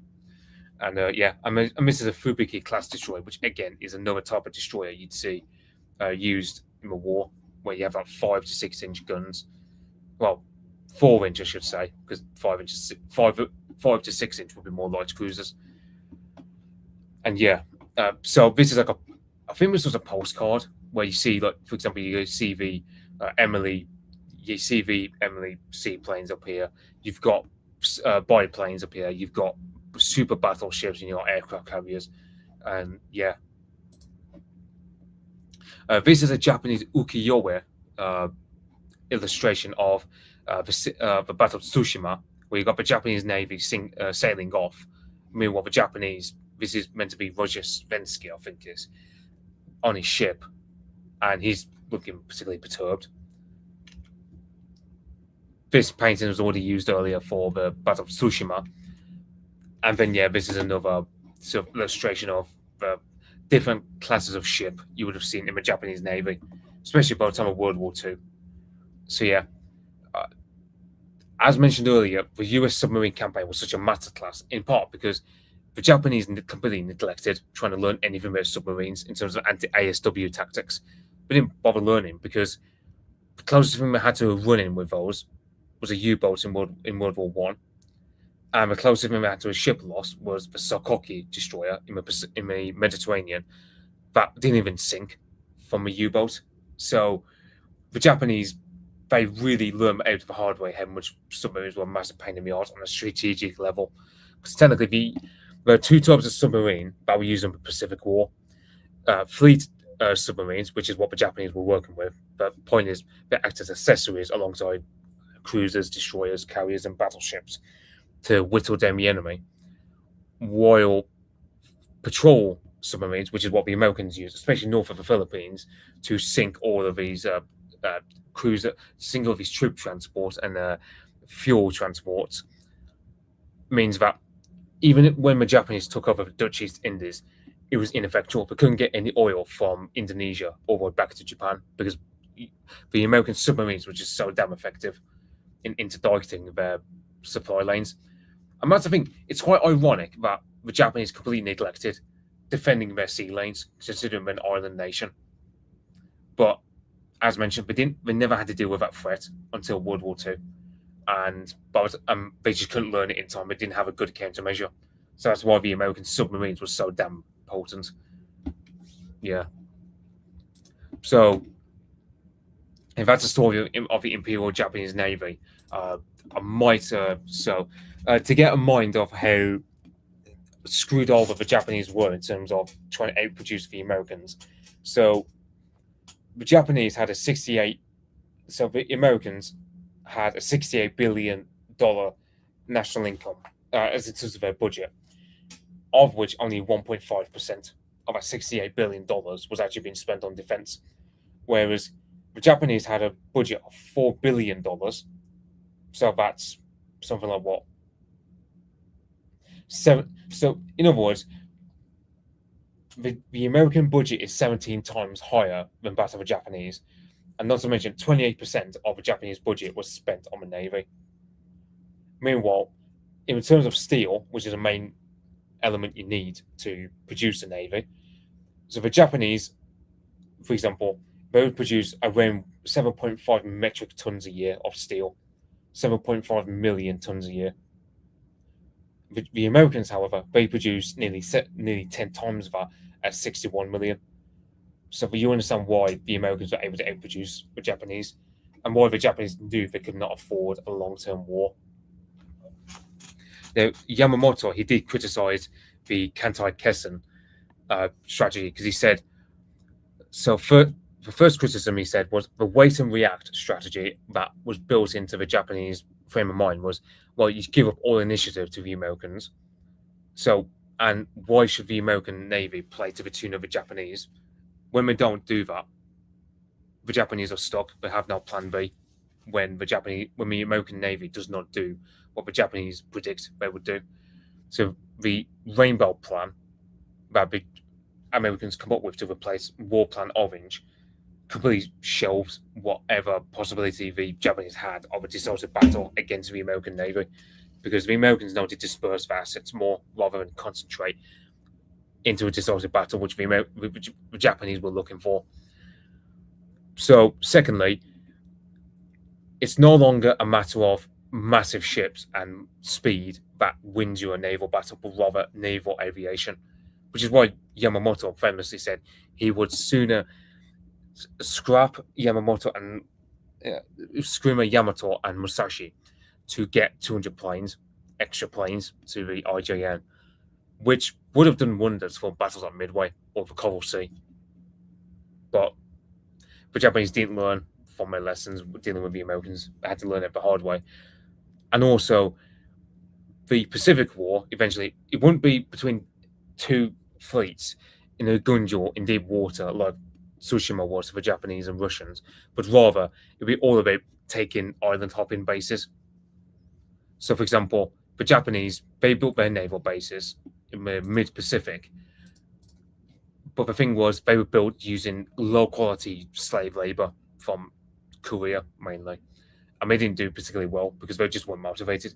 Whereas the Americans that have what we call the Seabees, and the Seabees, they were essentially sort of, I think they came from Appalachia, like they were also Scots guys, and they were cream of the crop as far as engineers go.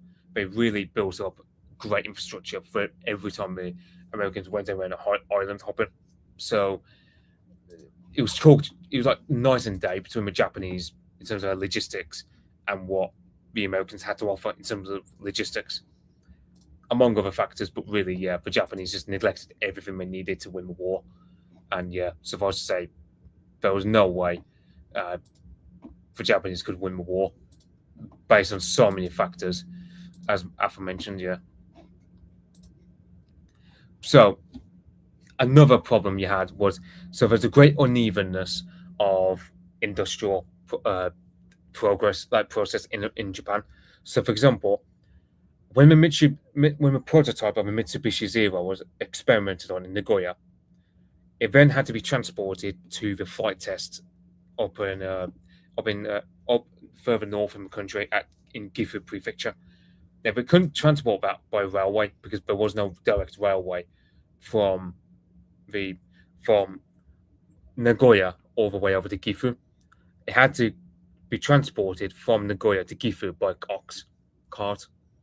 So they basically had to transport it using medieval methods because they couldn't build it. They couldn't build a railway to get from Nagoya to Gifu because of the way Japanese geography was. Yeah. I don't know. I mean, so the two main books I read for this stream were Hirohito's War by Francis Pike, which is a must read if you want to learn about the Pacific War. I mean, it's a good website. It has where you can find all the maps. Which, if people want to ask me about a book, you can ask me in the comments below, and I'll link you to it. And there's a book called Kaigun, which it looks like this: Kaigun, Strategy, Tactics, and Technology in the Imperial Japanese Navy, 1887 to 1941, by David C. Evans and Mark R. Peaty. This was the main source I used for this stream. So if people want to have a good book to read about this, read up this. I downloaded the PDF of it, and there was so many missing pages that it screwed up on my reading a fair bit, to say the least. And it's a wonder. It didn't massively disrupt my reading, but I could have done with the missing pages. So don't download the PDF like I did. But the book, you can get paperback. It costs like 30 quid. So I can imagine it costs like 45 quid in dollars. So yeah. But yeah, those are the two main books I've read of the Pacific War so far, alongside Edward J. Dreyer's book from the University of Kansas Press, the Imperial Japanese Army, which I will probably link after this because I forgot to type it up last week when I did my stream last week on the army.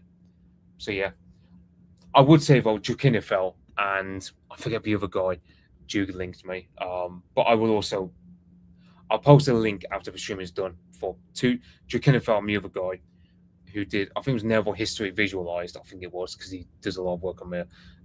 I think Montemayor as well, he's doing good work on the Pacific War as well, certain battles in the Pacific War. But yeah, I think it was Jonathan Partial, but I'm trying to think. Yeah, I think there's another history channel. I don't know if it's Jonathan Partial or I'm thinking of someone, or it's a separate channel altogether. But Naval History Visualized, I also looked up in the past. So yeah, I will link in terms of books and channels below the stream that I would recommend people to look into for Pacific War. Next week, it's not confirmed yet. I need to look for a good book about it, but I'm going to look into naval aviation for both sides. So I'm going to look up naval aviation for the Americans in terms of Wildcats, Hellcats, Dauntless, Devastators, the rest of it. And then I'm going to do Japanese to compare. So I'm going to compare Japanese naval aviation versus American naval aviation next week. It's not confirmed yet because I need to find a good book. But if I can, I'll see if I can do a naval aviation stream next week. And then on July 31st, I need to message AI Shy Tori about it, but I'm hoping July 31st I can do the East Germany stream with him. And then a week after that in August, I'm going to do the Stasi on probably the 7th of August. So yeah,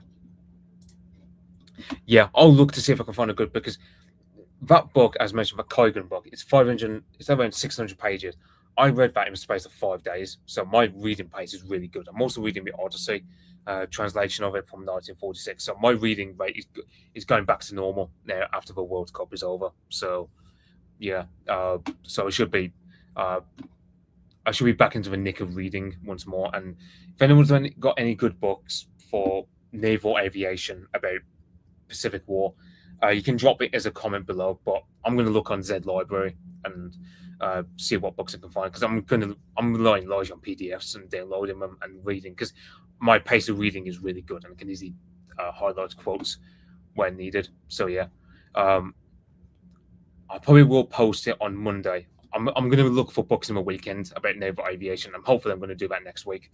But if not, then I'll say it. Then I'll say. But hopefully, yeah, I should be doing a naval aviation stream next week between the Americans versus the Japanese. It's a very interesting topic, and yeah, it gives me an extra week to plan for East Germany with AI Shaitori. So without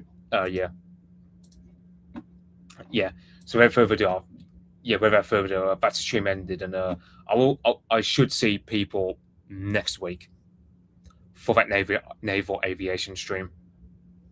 So unless something happens where I can't do it, but for now, assuming I'm going to do it, I mean, I'll post the stream link. I probably might post it on the Tuesday or the Wednesday, because that'll be when I'm getting back into reading into about naval aviation. I'm also there's also a game about this called Battle Stations Pacific, released in 2009 or 2008. Sorry, it's either 2008 or 2009. Battle Stations Pacific, really good game for this. That's what got me into this era of naval history, naval aviation, and so on. Like, I really love that period. So yeah, without further ado, I'll end stream here, and So without further ado, I'll end stream here, and see you next week.